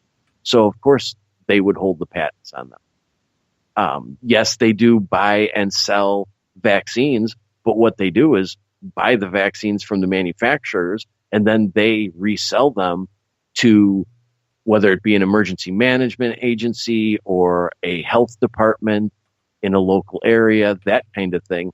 It's more of a repository and a way to buy the vaccines in volume and get a discount rather than, say, a local health department trying to go and buy 5,000 flu vaccines or something like that. There's nothing nefarious or weird or illegal about that. But sounds like it. Really? You think that the idea of the CDC buying and selling vaccines, buying them from the manufacturers and reselling them to local agencies is a problem? I come from a different type of mindset on that, man. Different type of mindset. Yeah, you have good health care. When I know Amy Martin is paying $100 and some for a tube of Voltaren, and when she was up here setting up the studio, she couldn't believe that it wasn't over the counter or behind the counter, number one, and number two, that it was only $11 a tube for the large tube. I love that stuff. I would make a trip up there just to buy some. I know. Sick people are profitable people. Healthy people are not. Let's just remember that. That's true. That's my conspiracy theory, and I don't think that's fake news. There are some diseases that I wonder why they haven't made more progress on. I know. It's ridiculous. It is. I mean, there's one that I've talked with friends about several times that it should be cured by now, but it's one of those embarrassing diseases that people occasionally get, and it's a lot more profitable to force them to manage it versus cure it. How is Lyme disease from a tick still around? That's like 1,000-year-old disease. How have we not cured that? When did that really come into prominence? I mean, I don't remember Lyme disease as a kid.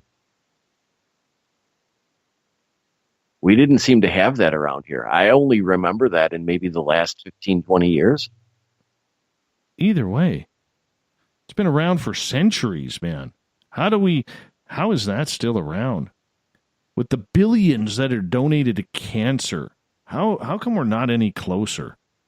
And if I'm correct, I did know somebody that had Lyme disease, and it is treatable and curable if it's caught at a certain stage.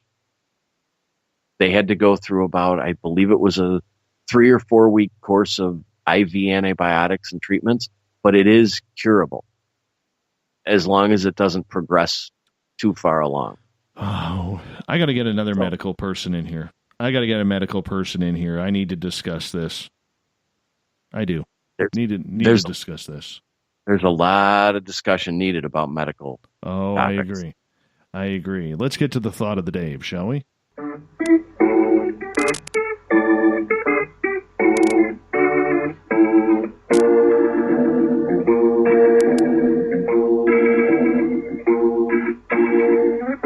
Thought of the Day happens every night at this time, where during the day we ask a question on our Facebook page and our Twitter, and we read your answers on the air. So let's get to it. Today's Thought of the Day is thinking positively what has been the biggest benefit with the advent of paranormal television. We're going to start off on Twitter tonight. Danny says, I think paranormal television encourages young people to think more deeply about the subject and will inspire a new generation of ghost hunters. Tripp states that people will try and help others no matter how wacky, weird, strange, out of this world the problem is, especially when children are involved. Tanya, down in Australia, says, no matter how bad some paranormal shows can be, it gets people thinking, and that maybe there is something else out there beyond the Matrix. I think there has been a great shift over the years in believers for the better. Everett, what's your thoughts? I kind of agree with that. I mean, you can criticize it all you want, but it's definitely opened up the paranormal to a lot of people and it made it more acceptable. I think so. I think that mainstream talk has been kind of cool. And it's allowed people a little bit more of an open eye. I would agree with that. But I still think it's worthy of criticism. For sure. And Dustin Pari tonight really didn't hold back. He really didn't hold back. Said none of his stuff was ever tampered with on the air, and I thought that was cool of him. Yeah. All right, let's get to the Facebook here. Kat says, I really enjoy the fact that it shows like Ghost Hunters, etc., created widespread awareness right at a key time in society's development to gain mass acceptance. It really was the perfect timing for an age demographic to accept it. From there, it just keeps growing. David, more people realizing that something is there and feeling empowered to investigate it for themselves. Awareness once again from Matthew. John jumps in. It brings the subject matter to a wider audience. That in itself is a good thing. I also feel that it's made these subjects less taboo and more accepted. Sylvia, nice, short, and sweet. Finding out you're not crazy. Love that one. Nathan, it seems to get people who want to be interested more interested and gives information to the ones that want it and how to find out more. Michael Huntington, who's been a ghost, he is a paranormal person and been a guest on this show. He says some professional paranormal celebrities have made successful and profitable careers at it. Public exposure increases the recognizability and marketability to their value on the professional speaker circuit, and it's improved, and they can charge higher speaker fees. Well, of course. Of course that's going to happen. Heather, I have found every show I have watched has been informative in some ways. All of different platforms, but all in very well done. I have received some very interesting information from each and every one, and personally, I think they are all professionally done. We got time for one more here. Let's go to Doug. He gets the final word of the night. Paranormal TV is a double-edged sword. People are more willing to talk about sightings, but people are also more willing to lie about them, Everett. What do you think? I think that's true. I think that's absolutely true. Mr. Thiemer, we'll talk to you on Monday. Excellent. With more of The Encounter. Thank you for a wonderful week. We also want to say thank you to Dustin Pari, DustinPari.com. That's P-A-R-I, formerly of Ghost Hunters and Ghost Hunters International, for coming on in, spending 2.5 hours with us talking about experiences in ghost hunting. So thank you so much. Tomorrow night on the program and on Sunday, the weekend show is back. Tessa Nicole Thomas coming in for Spaced Out Weekend, continuing the 7-day-a-week Paranormal Chatter. We get going at 9 p.m. Pacific, midnight Eastern at spacedoutradio.com. We got Mr. Ron Bumblefoot Thal rocking in the background with Little Brother is Watching. Bumblefoot is the official music of Spaced Out Radio, rocking us in and out of every single show. Get your horns up for the guitar god himself. Special thanks to everyone listening in at home, in your cars, at work, wherever you may be. You were absolutely amazing for tuning us in. Everyone on Spreaker, thanks for a fantastic chat tonight. Very well done. Very good week with all of you. Thank you for showing on up. Thanks to everybody at hashtag Spaced Out Radio on Twitter for a fantastic week. And the Veterans Club lighting it up this week on the SOR Space Travelers Club on Facebook. Thank you for sharing the show. Thank you for telling your friends. Doing your part to make us better and bigger every single week. We're not bitter. It's better and bigger. No, exactly. Oh, I know you are, Everett. But thank you so much, because together, my friends,